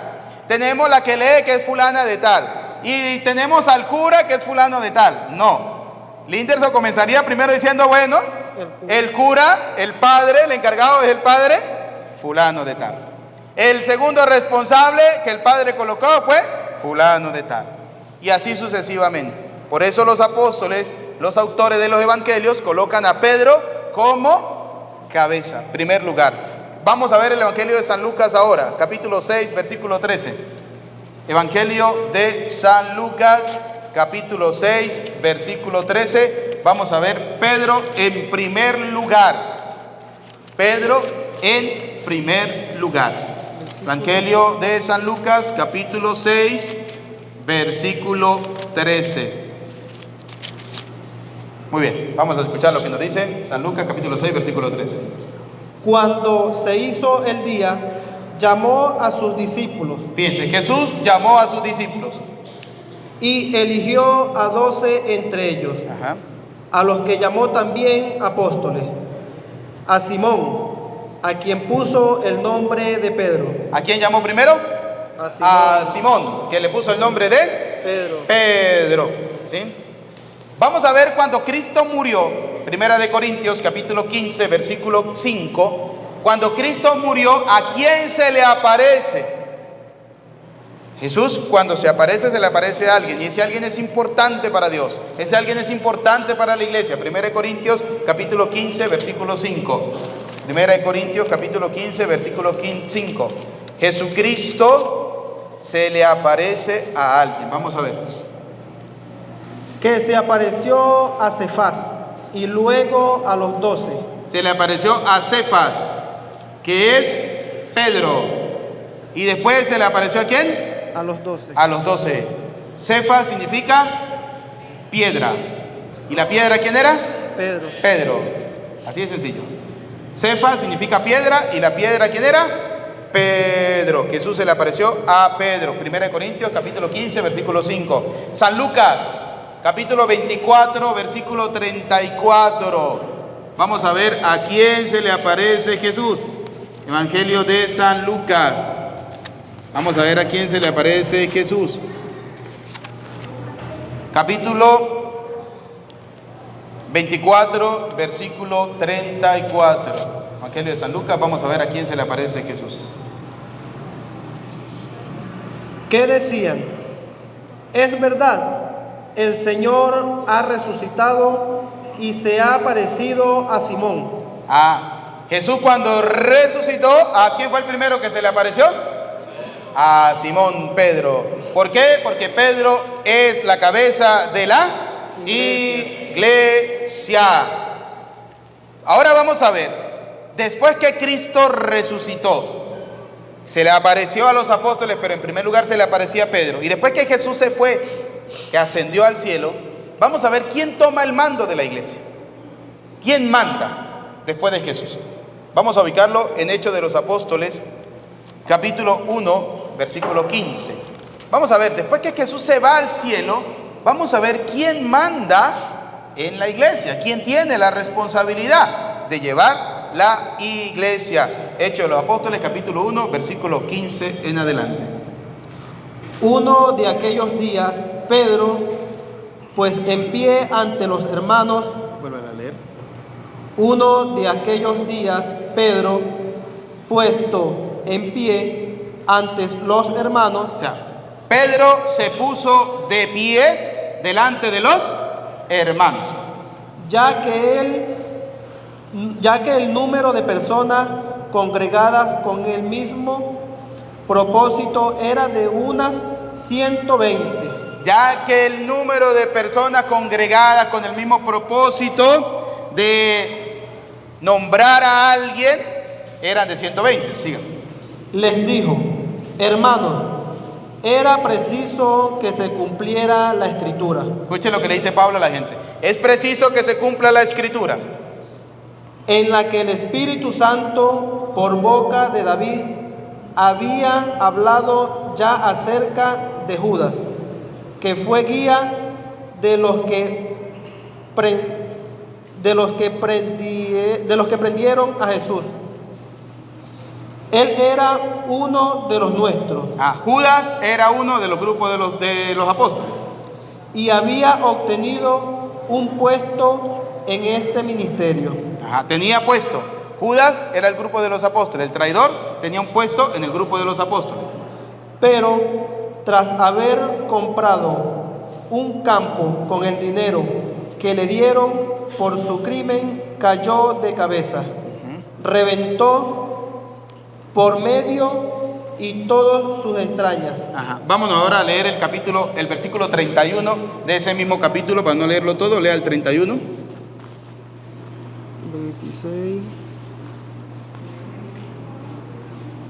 26. Aquí, perdón, 21. 31 no, 21. Por tanto, es preciso que uno de los hombres que nos acompañaron todo el tiempo que el Señor Jesús convivió con nosotros, desde el bautismo de Juan hasta el día en que fue llevado entre nosotros al cielo, sea con nosotros testigo de una resurrección. Presentaron a José, llamado Barsabás, por sobrenombre, Justo, y a Matías, entonces orando así.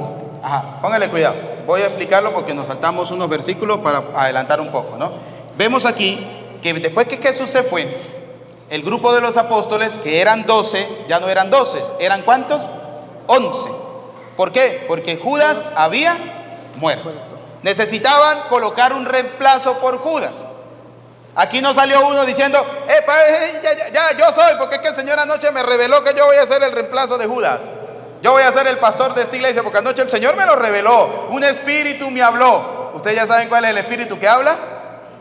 Los que estaban en el curso comenzando, decíamos, ese espíritu es un espíritu engañador.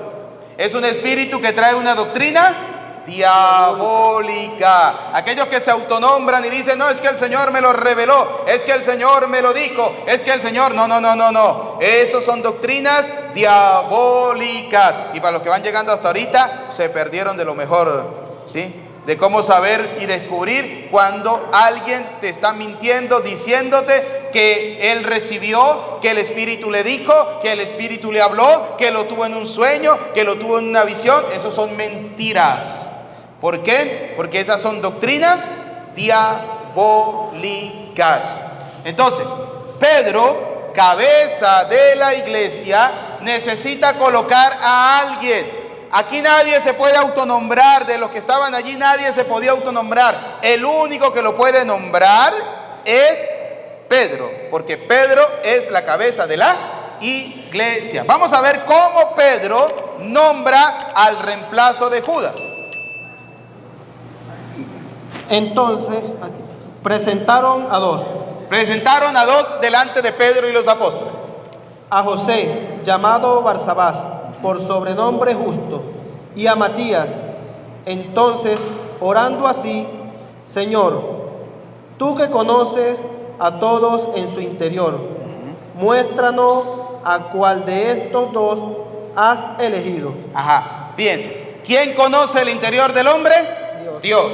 ¿De quién es la llamada? De Dios. Pero ¿quién confirma la llamada de Dios?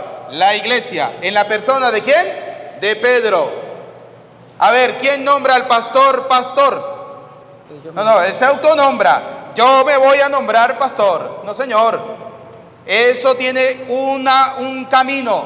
Ese camino es una llamada de Dios. Y esa llamada de Dios lo confirma la Santa Madre Iglesia. Y lo confirma a través de la persona ¿de quién? De Pedro. Y escuchen lo que hicieron los apóstoles. Para que ocupe el ministerio del apostolado, el puesto del que Judas desertó, para irse al puesto de que corresponda. Le repartieron la suerte y le cayó a Matías, de que fue agregado al número de los 12 apóstoles. ¿Y le tocó a quién? A Matías, que fue agregado. Pero ¿quién oró a Dios para que Dios escogiera al que tenía que suplantar a Judas? Pedro. La cabeza de la iglesia. En Hechos de los Apóstoles capítulo 2, versículo 13, Hechos de los Apóstoles capítulo 2, versículo 13, vamos a ver cómo Pedro defiende al grupo de los apóstoles. ¿Y por qué lo defiende Pedro? Porque Pedro es la cabeza de la iglesia. Hechos de los Apóstoles capítulo 2, versículo 13. Otros, en cambio, decían riéndose, están repletos de vino. Otros decían riéndose, esta gente están borrachos. ¿Cuál gente? Los apóstoles, porque estaban recibiendo el Espíritu Santo. Habían recibido el Espíritu Santo, estaban hablando en lenguas, estaban anunciando todo el mensaje del reino en las diversas lenguas que ya lo habíamos leído. Todos los que estaban allí entendían el mensaje de Dios, cada uno en su propia lengua. Los que no creían en Dios, ¿qué estaban diciendo? Esta gente está borracha. Ahora vamos a ver qué hace Pedro. Entonces Pedro, presentándose con los 11, levantó la voz y les dijo. Pedro se presentó. ¿Y quién habló? ¿Quién habló? Pedro. ¿Y Pedro quién era? La cabeza de la El que iglesia. manda. Pedro se puso en medio, se paró, levantó la voz y les dijo: Judíos y todos los que vivís en Jerusalén, que quede bien claro lo que os voy a decir. ¿Quién habló? Pedro. Y ahí vamos a escuchar todo el relato de Pedro diciendo lo que pasó con Jesucristo hasta llegar al versículo 37 y 38, donde dice: ¿qué tenemos que hacer? Y Pedro le dice: arrepiéntanse y háganse bautizar en el nombre del Señor Jesucristo. Que es lo que los evangélicos toman para decir es que por eso el bautizo tiene que ser en el nombre de Jesucristo, porque Pedro bautizó en el nombre de Jesucristo. Muy bien, pero Pedro, que es la cabeza de la iglesia, sabía muy bien Que el mandato no era propiamente decir, yo te bautizo en el nombre de Jesucristo. El mandato era, como dice el Evangelio de San Mateo, capítulo 28, versículo 18, bauticen en el nombre del Padre, del Hijo y del Espíritu, porque el que lo dijo fue ¿quién? Jesucristo, porque Él dijo, yo tengo todo poder en el cielo y en la tierra. Y a ustedes les digo, vayan y bauticen en el nombre del Padre, del Hijo y del Espíritu Santo. Ahora, vamos a leer el versículo 41, de Hechos 2, pero el versículo 41, para entender algo también. No, ahí mismo. Capítulo 2, versículo 41. Fíjense, después que esa gente, Pedro se paró, cabeza de la iglesia, y les habló, fíjense lo que pasó. Después de esto, los que acogieron su palabra fueron bautizados, y aquel día se les unieron unas 3,000 personas. ¿Cuántas personas se unieron a la iglesia? 3,000 personas. Porque escucharon hablar ¿a quién? A Pedro, que era la cabeza de la iglesia. Vamos ahora al versículo 47, ahí mismo. Alabando a Dios y gozando de la simpatía de todo el pueblo. Por lo demás, el Señor agregaba al grupo a los que cada día se iban salvando. Para nosotros salvarnos, debemos agregarnos al grupo de la iglesia. ¿Voy a tener que darle el tema otra vez? A ver, dice que Pedro estaba predicando, ¿sí? Después de eso, cuando Pedro terminó de predicar, dice la palabra que se le unieron ¿cuántas personas? 3,000. Es decir, ¿se unieron a quién? A la iglesia. Ahora, en el versículo 47 dice lo siguiente, ténganmelo aquí, yo mismo lo leo. Alabando a Dios y gozando de la simpatía de todo el pueblo, por lo demás el Señor agregaba al grupo, es decir, el Señor agregaba a la iglesia, el Señor agregaba a la iglesia. Vamos a repetirlo todo, a ver, el Señor agregaba a la iglesia. Muy bien. A los que cada día se iban salvando. Es decir, que para nosotros salvarnos debemos estar dentro de la iglesia. ¿De cuál iglesia? La que Cristo fundó. Y ya lo hemos visto con versículos, con capítulos, cuál es la iglesia que Cristo fundó. Así de sencillo. Aquí no es la iglesia que fundó Petronilo, allá en el Corozal, camino al cielo. Esa es la iglesia del Señor Jesús. No sea bobo, usted va a decir paga diezmo allá como un tonto. Pero eso no es así. La iglesia de Cristo tiene fundamento. ¿Qué horas tenemos? Las 3, padre. Las 3. Eso, nos regalan ahorita 15 minuticos más para que los que van llegando se vayan animando para el curso bíblico. Cada 15 días. El segundo y el cuarto domingo de cada mes tenemos el curso bíblico. Para que después no les vayan a meter los evangélicos los dedos, ¿dónde? En la boca. ¿Los dedos dónde? En la boca. En la boca. ¿Y la mano dónde? Cuando le vayan a cobrar el diezmo. Después no van a decir, es que cuando yo era católico, mentiroso, que el padre daba curso bíblico y usted no iba, la pereza le ganaba. No, hay que venir a formarnos. Los que vinieron hoy se dieron cuenta cómo es importante la iglesia y cómo hay espíritus inmundos. Es más, vamos a regalarle a esta gente la cita bíblica que nos habla de los espíritus que le hablan a los protestantes. ¿Cuál es? Primera de Timoteo, capítulo 4, versículo 1. Escuchen, queridos hermanos, ustedes que acaban de llegar. Ustedes saben que los evangélicos dicen que el Espíritu de Dios le habla, que el Espíritu de Dios le dice. Escuchen lo que dice 1 Timoteo capítulo 4 versículo 1 y usted verá si como un bobo y un tonto va y les cree. Dijo una señora una vez, padre, usted nos llama bobo y tonto. No, si usted se cree bobo y tonto es cosa suya, ¿sí? Pero si usted se deja engañar, estando en la verdad, se deja engañar de otra persona, ¿se dejó engañar por qué? Por bobo. Así de sencillo. Escuchen. El Espíritu dice claramente. Dice, el Espíritu, que es el Espíritu de Dios, dice claramente que en los últimos tiempos que en los últimos tiempos, que ya estamos en los últimos tiempos, algunos apostatarán de la fe, algunos apostatarán. ¿Qué significa apostatar? Significa renegar, renunciar, salirse de la fe, entregándose a espíritus engañadores. entregándose a espíritus engañadores. Entonces, cuando dicen, es que el espíritu me habló, es un espíritu engañador y tiene una doctrina. Ese espíritu mentiroso, engañador, tiene una doctrina. Vamos a ver. Y a doctrinas diabólicas. Son doctrinas diabólicas. ¿Se dan cuenta? Palabra de Dios. Y no lo estoy diciendo yo con mi palabra, lo estoy diciendo la palabra de Dios.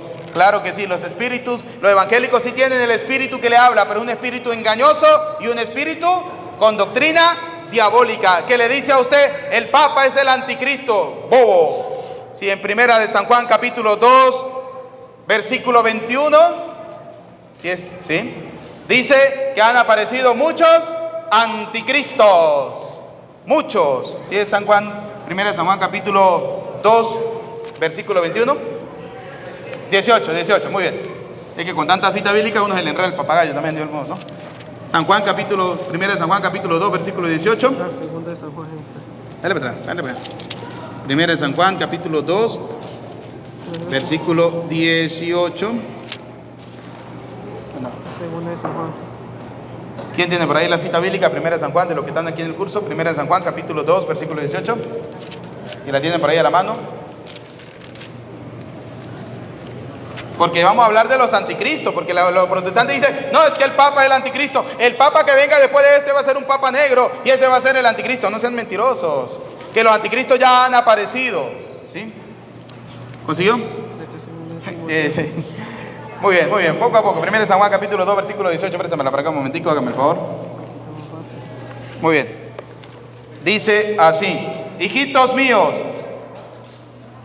estamos en la última hora. Han oído que ha de venir el anticristo. ¿Quiénes hablan de los anticristos? Los evangélicos. ¿Qué es el anticristo? El Papa es el anticristo.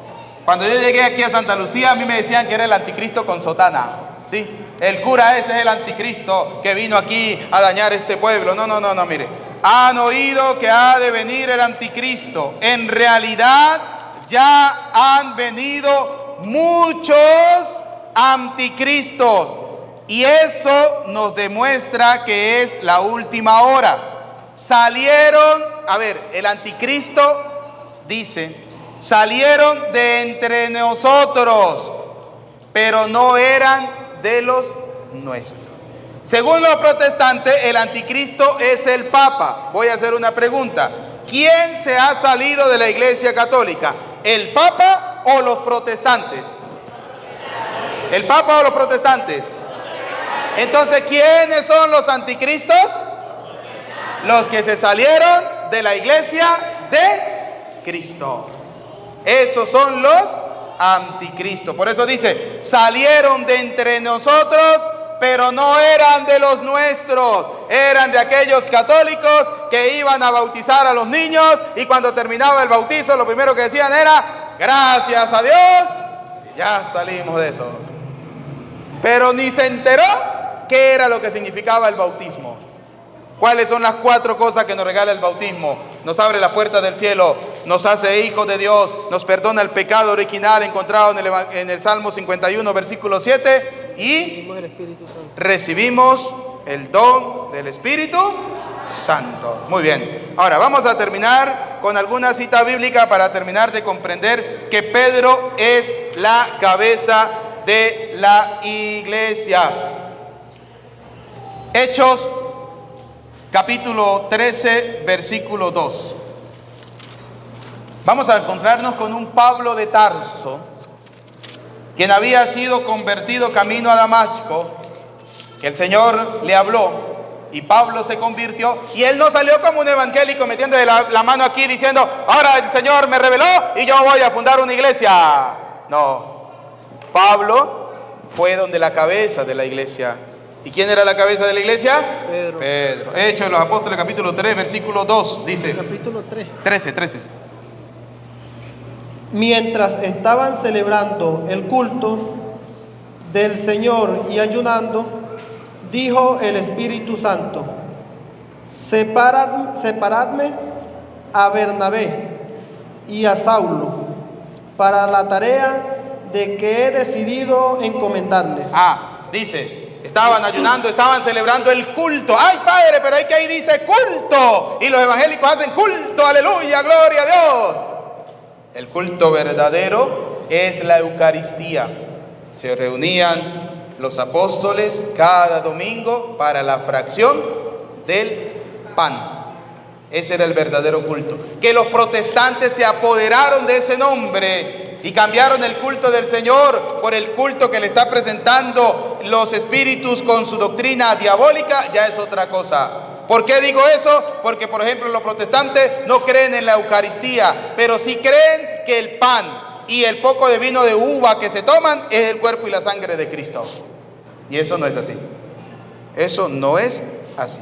Entonces, dice que Pablo, el Espíritu Santo le dijo reservarme a Pablo y a quién? Bernabé. Y a Bernabé para la misión que yo les voy a encomendar. Y ahora nos vamos a dar cuenta cómo Pablo recibe la misión de parte de la cabeza de la iglesia.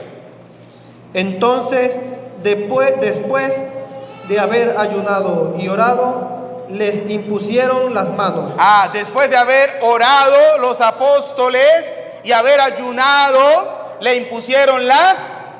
Es decir, que la iglesia, en la persona de Pedro y los apóstoles, confirmaron la llamada de Pablo cuando le impusieron las manos.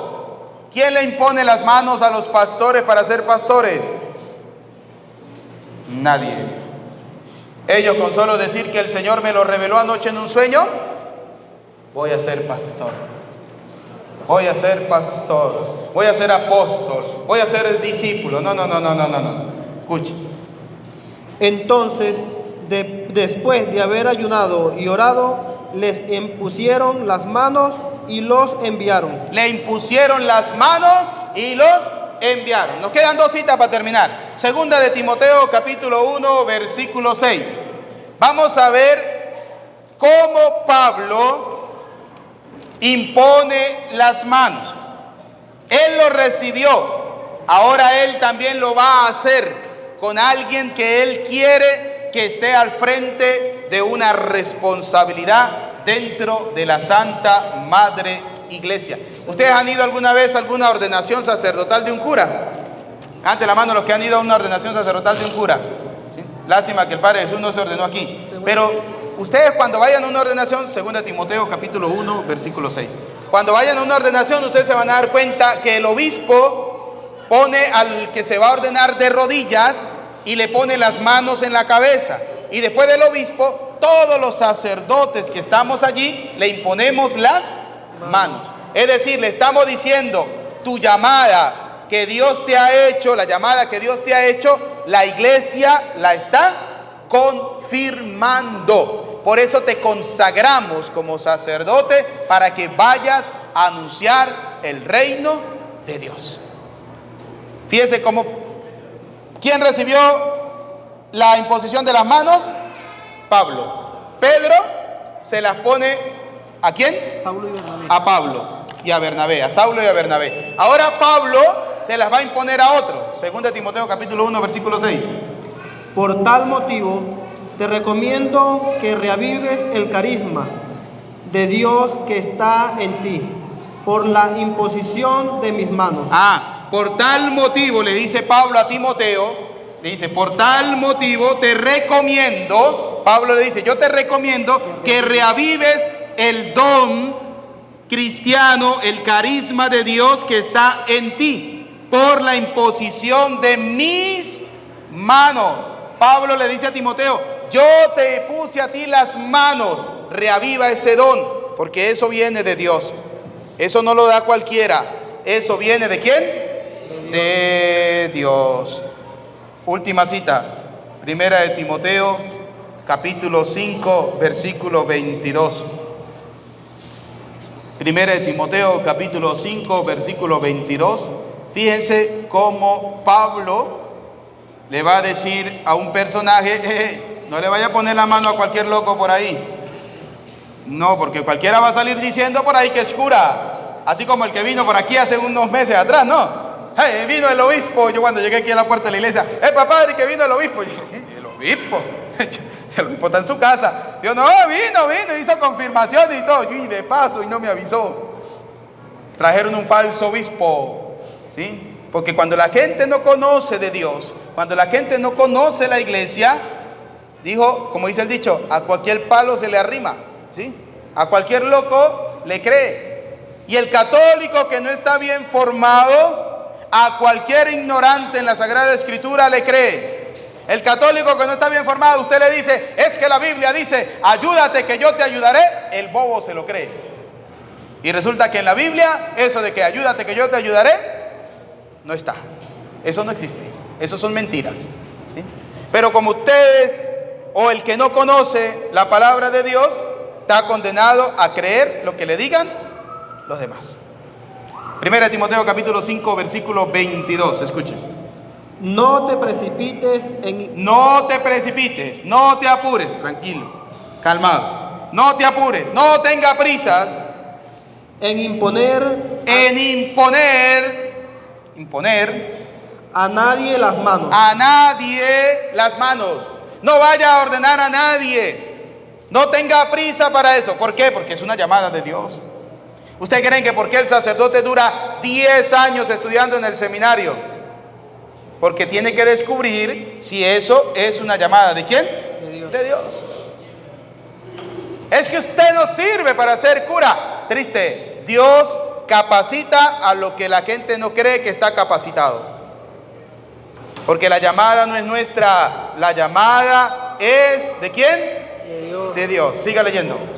No te hagas partícipe de los pecados ajenos. No te hagas partícipes de los pecados de aquellos que se autonombran y todo el mundo le aplaude. Ay, es que padre, esa persona antes era un michoso y ahora mire, no toma miche. Es que esa persona antes era un grosero y ahora gracias al evangelio entonces ya no dice grosería. Aleluya, gloria a Dios. No, señor, porque la llamada es de Dios. Y el último detalle para saber cuál es la iglesia verdadera de Cristo. El último detallito. Tiene a María como una persona importante. A María, la Madre de Dios. Hechos de los Apóstoles, capítulo 1, versículo 14. Con esta cita rematamos para decirle a los protestantes que si su iglesia no tiene a Pedro como cabeza, no tiene las llaves del reino, no puede atar, no puede desatar, no impone las manos y no tiene sacerdote, no tiene la Eucaristía, entonces no es la iglesia de Cristo. No es. Porque la iglesia de Dios tiene a Pedro como cabeza, tiene el poder y las llaves, tiene el poder de atar, tiene el poder de desatar, tiene la Eucaristía, tiene la imposición de las manos para ordenar sacerdotes y por último tiene a María, que es una mujer importante. Hechos de los Apóstoles capítulo 1 versículo 14. Todos ellos perseveraban en la oración. Todos perseveraban en la oración. Con un mismo espíritu. Tenían el mismo Espíritu Santo de Dios, todos. En compañía de algunas mujeres. En compañía de algunas mujeres. Pero de esas algunas mujeres hay una que es muy especial y la vamos a sacar de ese grupo. ¿Cuál es? De María, la Madre de Jesús. ¿De quién sacaron de ese grupo? A María, la madre de quién. ¿Y quién es Jesús? ¿El hijo de quién? Por tanto, María es la madre de... Duélale al que le duela. ¿Y que me demuestren lo contrario? Así de sencillo. Entonces, fíjense, queridos hermanos, cómo es importante que nosotros nos formemos como buenos católicos. Por eso vuelvo a hacer la invitación. Segundo domingo y cuarto domingo de cada mes vamos a tener formación bíblica. Hoy hemos dado el hermoso tema de la iglesia. El próximo tema va a ser el tema fundamental de la iglesia, la Eucaristía. Porque la iglesia es la que da la Eucaristía, que es el cuerpo y la sangre ¿de quién? De Cristo. Entonces, el próximo tema para dentro de 15 días es la Eucaristía. ¿Por qué comulgamos? ¿Qué significa la Eucaristía? ¿Estará Jesús realmente en el pan y en el vino? No se pierdan el próximo tema y allá lo descubriremos. Gloria al Padre, al Hijo y al Espíritu Santo. Como en el principio, ahora y siempre, por los siglos de los siglos. Amén. Vamos a despedirnos de la Virgen María diciendo: Dios te salve María, llena eres de gracia, el Señor es contigo, bendita tú eres entre todas las mujeres y bendito es el fruto de tu vientre Jesús. Santa María, Madre de Dios, ruega por nosotros pecadores, ahora y en la hora de nuestra muerte. Amén. El Señor esté con ustedes. Con tu espíritu. La bendición de Dios Todopoderoso, Padre, Hijo y Espíritu Santo, descienda sobre ustedes, su familia y les acompañe para siempre. Amén.